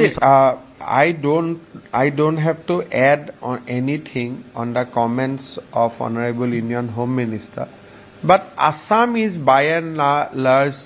now we have APSA only in 2 districts, Saraideo and Tinsukia. Now that can be withdrawn, that is not a very big issue, but of course in Tinsukia we still had some problem. But he has set a target of next year, and I think by next year Assam will be ready, but it will not be proper for me to comment on the other northeastern state. Sir যোৱাকালি চৰ চাপৰি সাহিত্য সভাই কৈছে যে লোকপ্ৰিয়লত তেওঁলোকে অসমীয়া ভাষাটোৱে লিখিব আৰু নিলিখক মোৰ একো কথা নাই চৰ চাপৰিৰ ওপৰত অসমীয়া জীয়াই থাকিব নেকি তেওঁলোকে লিখিলে লিখক নিলিখিলে নিলিখিব কিন্তু ঘৰত যদি অসমীয়া নকয় লিখিলে কি হ'ব আসল কথাটো হ'ল যে ঘৰত ভাষাটোতো আৰ্টিফিচিয়েলি কোনোবাই মেজৰিটি কৰি ৰাখি লাভ নাই ন ঘৰৰ ভিতৰত তেওঁলোকে যদি অসমীয়া ভাষা নকয় অকল লোকপ্ৰিয়লত অসমীয়া ভাষা লিখি ক'ব আমি বিদেশী নহয় সেইটোতো নহ'ব নহয় অসমীয়া ভাষাটো আমি কাবাক এইটো সাহিত্য সভাৰ সভাপতি ডাঙৰীয়াৰ কথাৰ লগত মোৰ ইয়াত এটা বিৰোধিতা আছে যদি অসমীয়া ঘৰত নকয় লিখি কি লাভ হ'ব আৰু এইবিলাকৰ কাৰণে অসমীয়া ভাষা কিবা পাৰ্চেণ্টেজত জীয়াই আছে এইবিলাক পুৰণা পলিচি আছিলে ইমান পাৰ্চেণ্টে ক'লে অসমীয়া থাকিব আমি যেতিয়ালৈকে চন্দ্ৰ সূৰ্য থাকিব অসমত অসমীয়া ভাষা থাকিব এইটো আৰু কোনোবাই পাৰ্চেণ্টেজৰ লগত ভাষাটো থাকা নাথাকা এইবিলাক পুৰণা কিছুমানে ওলাই দিছিলে যে লোকপ্ৰিয়লত ইমান পাৰ্চেণ্টেজ হ'লেহে অসমীয়া থাকিব নহ'লে নাথাকিব এনেকুৱাটো মই কোনো আইন শুনা নাই Assamese is the official language আৰু আমাৰ অফিচিয়েল লেংগুৱেজ এক্টত কতো লিখা নাই যে ইমান পাৰ্চেণ্টেজ হ'লেহে অসমীয়া থাকিব নহ'লে অসমীয়া নাথাকে কালি যদি মই ধৰি ললো যে 20% মানুহে কয় অসমীয়া তথাপিতো অসমত অসমীয়া থাকিব কোনবাই আৰু বাংলাদেশৰ পৰা আহি পেলাই ইয়াতে ভাষাটো বদলাই দিব পাৰে নেকি তেনেকেতো নহয় বৰাকত বঙালী BTC এৰিয়াত বড়ো অসমত অসমীয়া লগত জনজাতীয় ভাষা কাৰ্বি মিচিং ৰাভা সববিলাক অসমত বাগিচাৰ দৰে এখন বাগিচাৰ দৰে ফুল ফুলি থাকিব ইয়াত আৰু কোনোবাইটো কোৰ পৰা এইটো হিচাপ আহিলে মই নাজানো কিবা সেন্সাছত এনেকে ক'ব লাগিব তেনেকে ক'ব লাগিব নকলে বা তাৰ পৰা আমাৰ কি ক্ষতি হ'ব কোনবাই যদি ভাবে এইটো হল এটা পুৰণা যে 50%ৰ ওপৰ হ'ব লাগে এনেকুৱা ক'বাত আইনত লিখা আছে নেকি মইতো কোনো আইনত দেখা নাই এইবিলাক হল পুৰণা এইবিলাক হল তুষ্টিকৰণৰ একোটা ৰাস্তা মই ভাল পাম যে অসমীয়া ভাষাটো লিখকো ঘৰতো কওক ঘৰত অসমীয়া নকৈ এনে লিখি দিলে কি লাভ হ'ব অসমীয়া ভাষাটো এইটোতো ফ্ৰড হৈ গ'ল না এইটো ভুল হৈ গ'ল যদি বোলে নহয় আমি ঘৰতো অসমীয়া কওঁ কথা বাৰ্তাটো অসমীয়া কওঁ তেতিয়াহে অসমীয়া ক'ব লাগে নহলে কি অসমীয়া ক'ব লাগে কাৰণ এইটো এটা নতুন এটা সিস্টেম আৰম্ভ হৈছে আমাক দুৰ্বল বুলি ভাবি এইটো এটাও ব্ল্যাকমেইলিংৰ ৰাস্তা লোৱা হয় আমি ইমান দুৰ্বল নহয় আমাৰ লগত গোটেই জনজাতীয় মানুহ আছে টি গাৰ্ডেনৰ মানুহ আছে সকলোৱে লিখিব যোনে অসমক ভাল পায় অসমৰ মাটিত আছে নহয় জানো হেতু আৰু লিখি পেলাই যে আমি অসমীয়া কলো গতিকে কালিৰ পৰা আমাক বাংলাদেশী নকব হেতু কেনেকে হ'ব পাৰে এটা পুৰণা সিস্টেম আছিল এবিলাকত মই বিশ্বাস নকৰো খালি মই এটো জানো যে চন্দ্ৰ সূৰ্য থাকালৈকে অসমত অসমীয়া ভাষা থাকিব ৰাভা মিচিং কাৰ্বি ডিমাসা থাকিব বৰাকত বঙালী ভাষা থাকিব ইমানে হিন্দী ভাষা ইংলিছ চলিব ইংলিছ মানুহে কথা পাতিব বাহিৰৰ পৃথিৱীৰ লগত জানিবৰ কাৰণে হিন্দী ৰাষ্ট্ৰভাষা দিল্লী বিহাৰত গলে পশ্চিম বংগত গলে আমি হিন্দীত কথা ক'ব লাগিব হিন্দীও শিকিব চলি থাকিব আৰু তো ভাষাৰ নামত এখন আৰু নতুনকৈ কিবা এটা খুলি লোৱাৰ মইতো চৰ চাপৰি পৰিষদে আমাক জনাব কিয় লাগে লিখিলে হ'ল আমি আমিতো মইতো তাৰ কাৰণে ধন্যবাদ নিদিও নেকি ভুল কৈছো নি পংকজ ভাই মুঠতে অসমীয়া কোনো দুৰ্বল বুলি ভাবিব নালাগে that is the bottom line ভয়তে লিখি দিব অসমীয়া বুলি আমাৰ দুখীয়া বুলি ভাবিব আমি ভয় কৰো বুলি ভাবিব নালাগে অসমীয়াক ভয় কৰিয়ে ঘৰত বোলে কি অসমীয়া শব্দটো নিজে নিজে ওলাই যাব হয় নহয় সেইকাৰণে আৰু আমি এইবিলাক বুদ্ধিজীৱী কিছুমান আছে এইবিলাক কৈ আমাৰ মাইণ্ডটো তাৰ পৰা ডাইভাৰ্ট কৰি দিয়ে সেইটো নহব আমাৰ ইছ্যু লাভ জেহাদ এনা নলবাৰীত যিটো ঘটনা হল অসমীয়া ভাষা কম বুলি ক'লেও নহব লগত ক'ব লাগিব লাভ জেহাদ বন হ'ব বাল্য বিবাহ বন হ'ব বাচ্চা দুটাতকৈ ওপৰত জন্ম নহব বহুত কাম আছে লিষ্টখন বহুত দীঘলীয়া নহয় ইমান সৰু লিষ্টত কেনেকে হ'ব বসন্ত গোস্বামীকো মই কৈছোঁ যে ইমান সৰু লিষ্টত নাযাব, আমাৰ লিষ্টখন 10-12টা পইণ্ট আছে, আমি সেইটোত যাব লাগিব, হয় ন? কি ভুল ক'লো নেকি পংকজ? হাঁহি আছে যে, আৰু কিবা আছে নেকি? এনেই চাওক, অসমত সিদিনাখন মই IAS অফিচাৰসকলক মাতিছিলোঁ, 2 দিনতে মই ACS অফিচাৰসকলকো মাতিম। যোৱা 5 বছৰত কেইবাজনো ACS অফিচাৰৰ ঘৰৰ পৰা বহুত টকা জব্দ কৰা হৈছে। এইটোৱে অলপ বিষয়াসকলৰ ওপৰত মানুহৰ মনত প্ৰশ্নবোধক চিন আনিছে। সেইকাৰণে সিদিনাখন মই IAS অফিচাৰসকলক মাতিছিলোঁ, তেওঁলোকক মই বুজাইছোঁ যে আপোনালোকে কেনেকৈ ৰাইজৰ লগত চলিব লাগে। 2 এদিনতে মই ACS অফিচাৰসকলকো মাতিম। আৰু কাৰণ এজন অফিচাৰ ধৰাত পৰি জেলত যোৱা মানে আমাৰ যিটো 20 বছৰৰ ইনভেষ্টমেণ্ট তেওঁৰ ওপৰত, সেইটো একেদিনাই নোহোৱা হৈ যায়। আৰু এই অফিচাৰসকল কোন? দুখীয়া মধ্যবিত্ত পৰিয়ালৰ পৰা উঠি আহি অফিচাৰ হৈছে।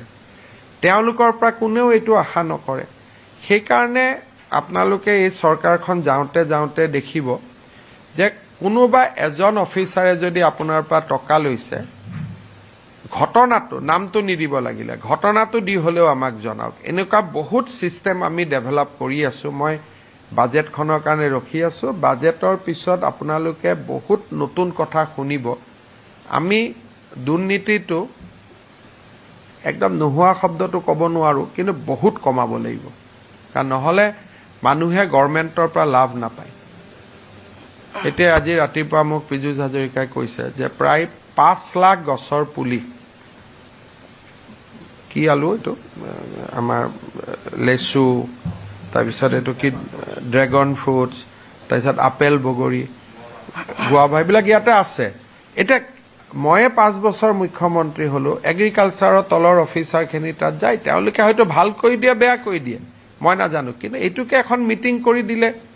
মানুহে গম পাব যে কোনে পালে। সেইকাৰণে এইবাৰ আমি গোটেই কথা বাৰ্তাবিলাক একোখন মিটিং কৰি, যে যি হওক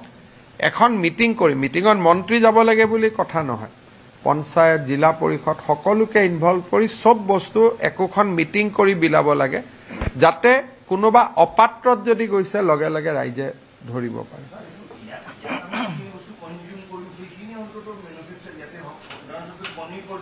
এতিয়া কণী বহুত বাঢ়ি গ'ল। চাওক, এতিয়া ফিছ, মাছ আহিব নালাগে। 2 বছৰত কণী আমাৰ ইয়াত 100% হৈ যাব, কণী আহিব নালাগে। গাহৰিটোত অলপ ইছ্যু আছে, কিন্তু মই ভাবোঁ যে আমি নেক্সট 5 ইয়াৰ্ছত কণী, মাছ চাফিচিয়েণ্ট। মৌটো বহুত ভাল ডেভেলপমেণ্ট হৈছে। এইবাৰে আপোনালোকে দেখিছে লেচুৰো বহুত ডিমাণ্ড। মোক ছিংগাপুৰৰ এম্বেচাডৰে মোক নিজে হোৱাটছআপ দি কৈ আছে যে আৰু পঠাব লাগে লেচু। গতিকে অসমীয়া ল'ৰাই যিমানে কাম কৰে অসমখন বাচিব। হাই ভেলু হৰ্টিকালচাৰ যিমান কৰে সিমানে অসমখন বাচিব। এতিয়া আমাৰ খেতি পথাৰবোৰ পৰি আছে, যদি অকল ট্ৰিয়ে লগাই দিয়ে, গছ লগাই দিয়ে, মেহৰুণী তেৰুণী গছে লগাই দিয়ে, তাৰো ইনকাম আছে। গতিকে অলপ এই 5 বছৰত আমি অসমৰ অৰ্থনীতিটো জাগৰণ কৰাৰ কাৰণে চেষ্টা কৰিব লাগিব। এবাৰ বাজেটত আপোনালোকে অলপ পাব। গধূলি মোৰ এখন সাংবাদিক মেল আছে পাৰ্টি অফিচত, আপোনালোক আহিব 5:30 নে কেইটাত দিছে জয়ন্ত ছাৰ, যেইটাত দিছে আপোনালোক আহিব। ছাৰ, এটা কথা জানি থওঁ, আপুনি গম পায় আৰ্যনগৰত এটা ঘটনা ঘটি গ'ল, আৰু তাৰপিছতে অসমীয়া অনা অসমীয়া এনেকুৱা বিষয় এটা আহিল, আপোনাৰ ষ্টেটমেণ্ট অকণমান জানিব বিচাৰিছোঁ। চাওক, সেই ঘটনাটোৰ যিজন মূল নায়ক তেওঁ কোন হয়? কোনোবা এজন সাংবাদিকৰ নাম এটা ওলাই আছে, ঘূৰি আছে, আপোনালোকে দেখিছে। অসমত যদি অসমীয়া, বিহাৰী, অসমীয়া, বঙালী এই কাজিয়াবিলাক যদি আমি কৰি থাকোঁ, তেতিয়াহ'লে আমি আকৌ আন্দোলনৰ দিনলৈকে উভতি যাম। এজন ক্ৰিমিনেল হিন্দীভাষী হ'ব পাৰে, কিন্তু তেওঁতো হিন্দীভাষী কমিউনিটিটোক ৰিপ্ৰেজেণ্ট নকৰে। এজন অসমীয়া ল'ৰা এজন কোনোবা কাৰণত ধৰ্ষণৰ গোচৰত পৰিব পাৰে, সেইবুলি যদি গোটেই অসমীয়াক কোনোবাই ৰেপিষ্ট বুলি কয় আমি মানিম নেকি? সেইকাৰণে যিটো অসমত এজন বিহাৰী অসমীয়াৰ কাজিয়া লাগিলে গোটেই বিহাৰী জাতিটোক টানি আনা, অসমীয়া জাতিটোক টানি আনা, এইটোতো কোনো কাৰণে সমৰ্থনযোগ্য নহয়। তেওঁ যদি মিটিং কৰি যে মই সকলো বিহাৰী ৰাইজৰ হৈ এই কাজিয়াখন কৰিছোঁ, তেতিয়া বেলেগ কথা। কোনোবা এজনৰ উপাধিটো তিৱাৰী হ'লে তেওঁ গোটেই হিন্দীভাষী মানুহৰ প্ৰতিনিধি বুলি কেনেকৈ গম পোৱা যায়? এইবিলাক কৰিলে কি হ'ব? আমাৰ আজি আপোনালোকে এইটো জানি ল'ব যে অসমত যিমান হিন্দীভাষী থাকে তাতকৈ বেছি অসমীয়া ল'ৰা বাহিৰত থাকে। এই কথাবিলাক আমাৰ অসমৰ সাংবাদিকসকলে আপোনালোকেও এইবিলাক লিখালিখি কৰে। যদি ভাৰতৰ মানুহে কয় যে আপোনালোকৰ 25 লাখ মানুহ ঘূৰাই লওক, 25 লাখতকৈ বেছি অসমীয়া আজি অসমৰ বাহিৰত আছে। এই কথাবোৰ আমি পাহৰি যাওঁ অসমত থকা মানুহখিনি। আজি বাংগালোৰ, হায়দৰাবাদ আপুনি যাব নোৱাৰে, গামোচা এখন লৈ যাওক, গোটেই ৰাস্তাই ৰাস্তাই আপোনাক মাতিব। গতিকে এই বস্তুটো ঠিক বস্তু নহয়। কোনোবা যদি বিহাৰী সংগঠন এটাই বা হিন্দীভাষী সংগঠন এটাই প্ৰস্তাৱ লৈ আমাক আক্ৰমণ কৰে, তেতিয়া বুজি পালোঁ। দুজন ক্ৰিমিনেলৰ কাজিয়াটো অসমীয়া বিহাৰী কেনেকৈ হ'ব পাৰে? তেতিয়া অসমীয়া কাজিয়া গিলা আমি কি বুলি ক'ম? তেতিয়া ক'ম এইটো কলিতা আৰু বামুণৰ ফাইট, যদি দুজন কলিতা আৰু বামুণ হয়। কালি যদি দুজন মিচিং আৰু ৰাভা হয়, আমি ক'ম মিচিং ৰাভাৰ ফাইট। এইটোতো বহুত সৰু ৰাস্তাত, আৰু এইবিলাকত আটাইতকৈ বেছি চলায় কোনে চলায়? আটাইতকৈ সন্দেহযুক্ত বাংলাদেশৰ পৰা অহা মানুহখিনিয়ে এইখিনি বেছিকৈ প্ৰচাৰ কৰা আৰম্ভ কৰে। আজিলৈকে কোনোবা এজন, যিটো নলবাৰীত ঘটনা হ'ল, কোনোবা হিন্দীভাষী এজনে আজিলৈকে কৰা উদাহৰণ আছে নেকি? কোনোবা বঙালী ভাষী এজনে কৰা উদাহৰণ আছে নেকি? গতিকে এইটোতো, সেইকাৰণে মোৰ ভিউটো স্পষ্ট, আমি ভাৰতীয়, আমি অসমীয়া। গতিকে আমি যদি উগ্ৰ অসমীয়া কৰোঁ, তেতিয়াহ'লে আমাৰ 25 লাখ মানুহক আমি ভাৰতৰ পৰা ঘূৰাই আনিব লাগিব। আৰু মইতো ক'ভিডৰ সময়ত নিজে 2000 টকা দিয়া যিটো স্কিম লৈছিলোঁ, মইতো এটাকৈ নাম পাইছোঁ। আমাৰ NHMত এতিয়াও ৰেকৰ্ড আছে, 18 লাখ মানুহে বাহিৰত থকা 2000 টকা আবেদন কৰিছে। আমাৰ ল'ৰা ছোৱালী কিমান বানাৰস হিন্দু ইউনিভাৰ্চিটিত পঢ়ি আছে, আমাৰ কিমান অসমীয়া মানুহে বানাৰস হিন্দু ইউনিভাৰ্চিটিত কাম কৰি আছে, সেইবিলাক গুচি আহিব নেকি এতিয়া? সেইকাৰণে কেইজনমান মানুহৰ কাৰণে অসমীয়া জাতিৰ উত্থানৰ প্ৰক্ৰিয়াটো স্তব্ধ হ'ব নোৱাৰেতো, আমাকতো ভাৰত লাগিবই। সেইকাৰণে মোৰ কমেণ্টটো মোক সুধিবই নালাগে, মোৰ কমেণ্টটো সদায় স্পষ্ট ধৰি ল'ব যে এইবিলাক কথাত মই নাই, আৰু যিকেইজনে এইবিলাক কাম কৰে তেওঁলোকক মই বেয়া পাওঁ। চান্দা নিদিব, চান্দা নিদিলে অসমীয়া বিহাৰী কৰি দিব, চান্দা নিদিলে অসমীয়া মাৰোৱাৰী কৰি দিব, এইটো কি কথা? আমাৰ কোনটো ছোৱালীক আজিলৈকে তেওঁলোকে ধৰ্ষণ কৰিছে মোক কওকচোন? ক'ত আজিলৈকে ৰেকৰ্ড আছে? কোনোবা আজিলৈকে ৰেকৰ্ড আছে নেকি মাৰোৱাৰী মানুহে আমাৰ অসমীয়া ছোৱালীক ধৰ্ষণ কৰে? হিন্দীভাষী মানুহে, কিন্তু যোনে ধৰ্ষণ কৰা কেছ এটা হয়, তাৰ পিছত অসমীয়া বিহাৰী এটা লগাই দিয়ে, দি পেলাই তেওঁলোকে কাজিয়াখন, আমাৰ খংটো ডাইভাৰ্ট কৰিব খোজে। আৰ্যনগৰৰ ঘটনাটোৰ ওপৰত ইমান আলোচনাই নহ'লহেঁতেন যদি নলবাৰী আৰু গোৱালপাৰাৰ ঘটনাটো নহ'লহেঁতেন। নলবাৰী আৰু গোৱালপাৰাৰ ঘটনাৰ পৰা ডাইভাৰ্ট কৰিবৰ কাৰণেই এই আৰ্যনগৰৰ ঘটনা, এইটোতো চান্দা তোলা কেছ এটা আছিলে। গতিকে এইবিলাক হৈছে কিছুমান মানুহে স্বভাৱ কৰি লৈছে যে চান্দা তুলিব আৰু খাব। এইটোতো পিয়ৰ চান্দা তোলাৰ কেছ এটা আছিলে। মইতো পুলিচক বাৰে বাৰে সুধিছোঁ, আৰু পুলিচজন জনজাতীয় মানুহ, বলিন দেউৰী, তেওঁক মই বাৰে বাৰে সুধিছোঁ, ইয়াত অসমীয়াৰ এটা AIত নাম এটা লগাই দিব, অসমীয়া গো বেক। আৰে AIত আজিকালিতো যোনে তোনে আৱাজ লগাব পাৰে। এইবিলাক কৰিব নাপায়। অসমখন বহুত আগবাঢ়ি গৈছে, আৰু এতিয়া এইবিলাক কেইজনমান মানুহৰ, যদি অসমীয়াগিৰি কৰিব লাগে ডাক্তৰ হৈ, IAS অফিচাৰ হৈ, IPS অফিচাৰ হৈ, আমি তেনেকৈহে অসমীয়াগিৰি কৰিব লাগে। আজি অসমীয়াগিৰিৰ আটাইতকৈ ডাঙৰ উদাহৰণ হ'ল আমাৰ চেল্ফ হেল্প গ্ৰুপৰ আই মাতৃসকল। কেনেকৈ অসমীয়া জাতি উঠিব লাগে আজিতো আমাৰ মহিলাসকলে দেখুৱাই আছে, দিনে ৰাতিয়ে কাম কৰি, আৰু তেওঁলোকৰ নামতো কোনোবাই গান বনাই দিয়ে। মই দুই এটা আপোনালোকে দেখিব ইনষ্টাগ্ৰাম বা ছ'চিয়েল মিডিয়াত গান ঘূৰি আছে, মানে মহিলা কেইগৰাকীক মানে ইটিকিং কৰি কিন্তু তেওঁলোকে মহিলাসকলে ইমান দিনে ৰাতিয়ে কষ্ট কৰি আছে তেওঁলোকেহে অসমীয়াগিৰি কৰি আছে কোনোবাই পিঠা বনাইছে কোনোবাই তেল বনাইছে কোনোবাই গছ ৰুইছে সেইবিলাকত আমাৰ চকু নাই খালি এই কামটোতে কিবা এটা হ'লে অসমীয়া বিহাৰী অসমীয়া বঙালী মই এতিয়া পশ্চিমবংগত গৈছো কিমান সন্মান দিছে তেওঁলোকেতো একবাৰো কোৱা নাই ই অসমীয়া আহিলে ক'ৰ পৰা বুলি মই পশ্চিমবংগৰ ইলেকশ্যন কেম্পেইনত অসমৰ মুখ্যমন্ত্ৰী হিচাপে গৈছো কিমান সন্মান দিছে বঙালী মানুহবিলাকে তেওঁলোকেতো কোৱা নাই অসমীয়াটো ক'ৰ পৰা ওলাল বুলি ইমান ডাঙৰ ডাঙৰ 30,000 50,000 গেদাৰিং মানুহ মোৰ পৰা আহিছে আৰু আপোনালোকে জানিব আপোনালোকে টেপ এটা মোৰ ফেচবুকত চাব এইবাৰ পশ্চিমবংগত যিমান ইলেকশ্যন কেম্পেইন হৈছে সব অসমীয়া গান বজাই নাচিছে আমাৰ লগত সব জায়গাত শিলিগুড়িৰ দৰে জায়গাত আমাৰ আকৌ এবাৰ মোদী চৰকাৰ আমাৰ যিমান গান আছিল সব অসমীয়াত বজাই বজাই গাইছে আহিছে আহিছে এইবিলাক গোটেই আৰু অসমৰ বাহিৰত এটা অসমীয়াৰ বহুত সন্মান হৈ গ'ল টেক্সি আলা ৰিক্সা আলা সবে অসমীয়াক সন্মান কৰে ইয়াৰ ভিতৰত এটা গ্ৰুপ বহি আছে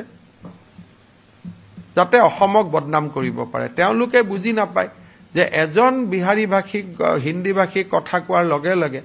গোটেই মধ্যপ্ৰদেশ ৰাজস্থান উত্তৰ প্ৰদেশত কাম কৰি থকা অসমীয়া মানুহবোৰ ভাল নাৰিবল হৈ নাযায় জানো তাতে যদি এটা অসমীয়া ল'ৰা কোনোবাই তই ইয়াত কৰিছ মই তোক কৰো বুলি কৰি দি তেওঁলোকৰোতো নিৰাপত্তাৰ দায়িত্ব আমাৰ ওপৰত আছে নে নাই 25 লাখতকৈ বেছি ল'ৰা ছোৱালী আছে গতিকে এই কাজিয়াটো কেতিয়া হয় মই পুৰা মোৰ ষ্টাডি কৰো নলবাৰী আৰু গোৱালপাৰা হোৱা কাৰণেহে এই আৰ্যনগৰটো হ'ল ডাইভাৰ্ট কৰাৰ কাৰণে যদি নলবাৰী আৰু গোৱালপাৰা ঘটনা নহলহেঁতেন আৰ্যনগৰ নোলালেহেঁতেন আৰু সব একাংশ মানুহে সব হিন্দু নাম লৈ লৈ অসমীয়া মানুহ লৈ ফলছ ছ'চিয়েল মিডিয়া একাউণ্ট বনাই ৰাখি থৈ দিছে আৰু এইবিলাক কৰি ফুৰে সেইকাৰণে এবাৰ যে ইলেকশ্যনত ছ'চিয়েল মিডিয়াটো ফিল্ডত আপোনালোকে দেখা নাপালে কিয় দেখা নাপালে কাৰণ আধা ছ'চিয়েল মিডিয়াত শ্বেডো একাউণ্ট লৈ চলি আছে সব হিন্দু মানুহৰ অসমীয়া মানুহৰ নাম লৈ শ্বেডো একাউণ্ট চলাই আছে সেইকাৰণে মানুহে কাৰে ছ'চিয়েল মিডিয়াত ইমান কৰিলে ফিল্ডত একো নাই আৰে ছ'চিয়েল মিডিয়া কৰা কেইটাওতো অৰিজিনেল মানুহ হ'ব লাগিব না 50% মানুহ শ্বেডো নামত চলি আছে নাম এটা টাইটেল এটা বেলেগ বড়োলেণ্ডত যদি গণ্ডগোল কৰিব লাগে নামটোত লিখি দিব অসমীয়া বৰাকত যদি গণ্ডগোল কৰি ল'ব লাগে নামটো লিখি দিব বঙালী লগে লগে ৰাতিয়ে একাউণ্ট বনি যায় অকল এই কথাবোৰ লিখিবৰ কাৰণে সেইকাৰণে আমি খুব সাৱধানে থাকিব লাগিব এটা অসম বহুত আগবাঢ়ি গ'ল মই এটা টাটাৰ দৰে আৰু 2-3টা ইণ্ডাষ্ট্ৰী আনিব লাগি আছো কিন্তু ইয়াতে যদি আৰু অসমীয়া বিহাৰী লগাই দিয়ে যিমান মানুহ বাহিৰৰ পৰা আহিব দিল্লীৰ পৰা আহিব সবটো হিন্দী ভাষী হ'ব হিন্দী ভাষীৰ লগত যুঁজি আমি পাৰিম নি যিমান অফিচাৰ আহিব এইটো হিন্দী ভাষী আহিব আনলেছ অসমীয়াই 100জন IAS অফিচাৰ প্ৰতি বছৰত সৃষ্টি নকৰে সেইটো কম্পিটিশ্যন কৰিব লাগে না প্ৰত্যেকজন মিলিটাৰী লেফটেনেণ্ট জেনেৰেল এইটো হৈছে হিন্দী ভাষী আহে ইয়াত হিন্দী ভাষী গালি পাৰ লগে লগে আৰ্মিৰ লগত কথাই পাতিব নোৱাৰা হৈ যাম ইয়াত কথা পতাৰ লগে লগে মই চিফ ছেক্ৰেটাৰী আমাৰ অফিচাৰখিনিৰ লগত কথাই পাতিব নোৱাৰা হৈ যাওঁ চবেইতো হিন্দী ভাষী সেইকাৰণে এইবোৰ হ'ল গোৱালপাৰা আৰু ধুবুৰীৰ ঘটনাটোক নিউট্ৰেলাইজ কৰাৰ কাৰণে আৰ্যনগৰৰ ঘটনা ঘটিছে আৰু যিবোৰ মানুহ নলবাৰীত যোৱা নাছিল তেওঁলোক আৰ্যনগৰত আহিছে এইকেইটা পেপাৰত চাব এইকেইটা ছ'চিয়েল মিডিয়াত চাব আৰু আৰ্যনগৰত যোৱা মানুহখিনিক চাব তেওঁলোক নলবাৰীত যোৱা নাই গৈছিল নি জয়ন্ত নলবাৰীত যোৱা নাই তাৰমানে ছোৱালীজনীৰ জীৱনটোক লৈ তেওঁলোকৰ কোনো দয়া মানে মনত নাই ক'ত কাজিয়া লগাব পাৰে কিন্তু এইটো ধৰি ল'ব মই মুখ্যমন্ত্ৰী থাকালৈকে এইবোৰ নহয় আগষ্টৰ 1 তাৰিখে পাব একো নালাগে আগষ্টৰ 1 তাৰিখৰ পৰা যোনে আগত অৰুণোদয় পাই আছিলে আগষ্টৰ 1 তাৰিখৰ পৰা তেওঁলোকে পাই থাকিব কিন্তু মাজে মাজে আমি ক্লিনিং কৰি থাকো কোনোবা মৰা মানুহ হ'ল বাদ গ'ল কোনোবা চৰকাৰী চাকৰি পালে বাদ গ'ল সেইখিনি কিন্তু তাক বাদে আৰু এতিয়া নতুনকৈ একো কৰিব নালাগে আগত যি একাউণ্টত 9,000 সোমাইছিলে সেই একাউণ্টতে অৰুণোদয় নিয়মীয়াকৈ পাই থাকিব নহয় অকণমান অখিল গগৈ ডাঙৰীয়াই যেতিয়া ইলেকশ্যনৰ কাউণ্টিঙৰ দিনাখন আমি তেওঁক ছিকিউৰিটি দিছিলোঁ কুশল দুৱৰীকো দিছিলোঁ অখিল গগৈকো দিছিলোঁ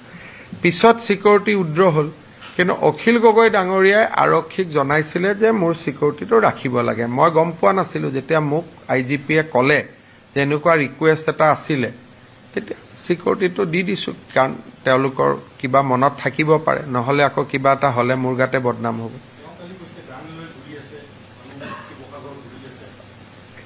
চক আমাৰ ইনফৰমেশ্যন নাই কিন্তু তেওঁ যিহেতু এজন বিধায়ক আৰু তেওঁ যিহেতু কৈছে যে গান লৈ ঘূৰি আছে সেইকাৰণে বিধায়কজনৰ কথাটো আমি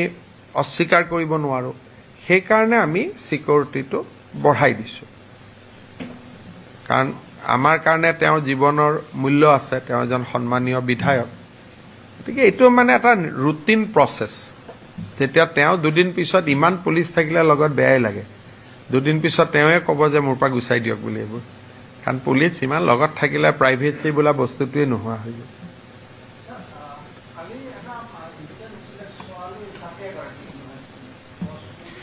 এইবিলাকতো মই সদায় কৈ থাকোঁ যে গছবিলাক বুঢ়া হ'লে কাটিব অনুমতি দিব লাগে এতিয়াতো আমি আপোনালোকে এনেকুৱা পৰিৱেশ কৰি দিলে একো চুব নোৱাৰা হৈ গ'লো ন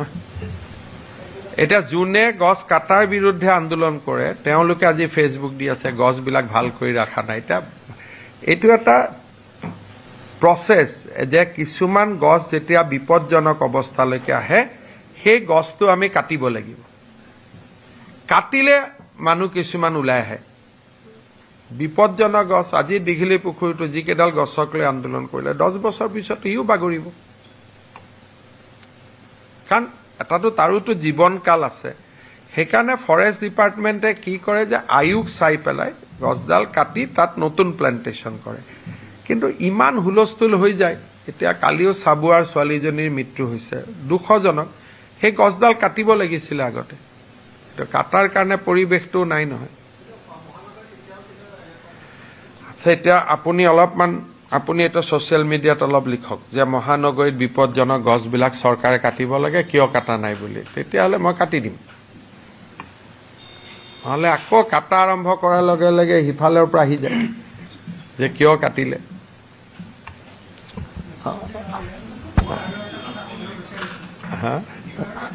কি কথা পাতিলে আপোনাৰ লগত জয়ন্তই ভাল কৰি পদ্মদাক অফিচত বহাই লওক পদ্মদাৰ গোটেই সমস্যাখিনি এবাৰ বাজেটত কমপ্লিট কৰি দে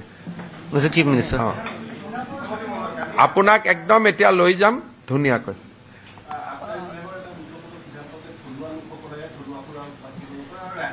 আমি কৰিছোঁ কি মাজতে যিখিনি জনজাতি লোকৰ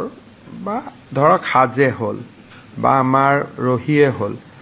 কিছুমান ব্যৱসায়ীয়ে ইয়াক বিক্ৰী কৰা আৰম্ভ কৰিছে কাৰণে আমি কৈছোঁ যে নহয় সেই ব্যৱসায়টো অকল সেই কমিউনিটিটোহে কৰিব পাৰিব ধৰক আজি যদি সাজৰ দোকান এখন দিয়ে সেইটো এটা আহোম পৰিয়ালে দিলে ভাল যদি ৰহিৰ দোকান এখন দিলে এটা মিচিং পৰিয়ালে দিলে হ'ল বোলে লাওপানী কৰিম বড়ো মানুহ এজনে কৰিলে ভাল সেইকাৰণে আমি এইটো সিদ্ধান্ত লৈছোঁ বেলেগ কমিউনিটিৰ ড্ৰিংকছত যাতে বেলেগ কমিউনিটিয়ে ব্যৱসায় নকৰে ধৰক ডিমাচাৰ এতিয়া কি কয় এইটো জুডিমা এতিয়া ডিমাচাৰ জুডিমাটো যদি এজন কলিতা মানুহে কৰে তেতিয়াহ'লে জুডিমাটোত মিক্স কৰি তাক বেয়া কৰি দিব সেইকাৰণে আমাৰ কালি যিখন এক্সাইজ পলিচি প্ৰচাৰ হৈছে তাত লিখা আছে যে জুডিমাৰ ব্যৱসায়টো অকল ডিমাচাই কৰিব লাওপানীৰ ব্যৱসায়টো অকল বড়োৱে কৰিব সাজৰ ব্যৱসায়টো তেনেকুৱা যি কমিউনিটিৰ ড্ৰিংকছ হেৰিটেজ ড্ৰিংক সেই কমিউনিটিয়ে কৰিব বেলেগে নকৰে এইটো যাতে ড্ৰিংকছবোৰ বেয়া হৈ নাযায় কাৰণ ইউটো এটা আমাৰ সংস্কৃতি সেইকাৰণে এইটো ব্যৱস্থা লোৱা হৈছে মিষ্টাৰ চিফ মিনিষ্টাৰ ক'ৰবাত চেঞ্জ হৈ থাকে ৰেভিনিউৰ কাৰণে ক'ৰবাত ৰেভিনিউ বাঢ়া কমা অলপ অৰুণাচল আমাৰতো মদৰ দাম বহুত কম অসমত পশ্চিমবংগৰ তুলনাত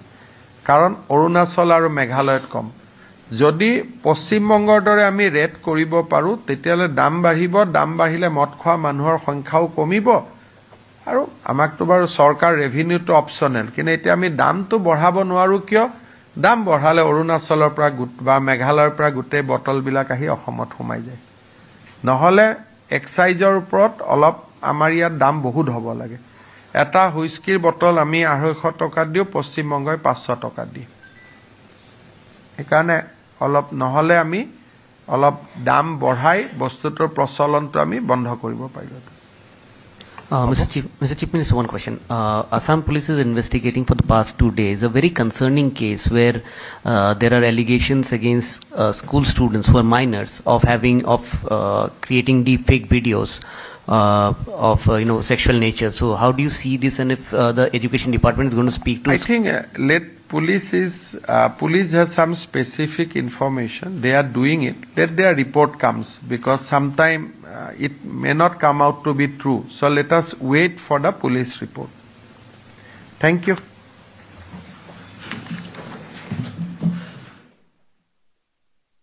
Akkar bakkar Bombay bo. ঘৰত কোনটো TMT লগাইছে? Mython Steel. আপোনাৰ ওপৰত ট্ৰাষ্ট কৰিব পাৰি। Okay. ষ্ট্ৰং মানে মাইথান ষ্টীল।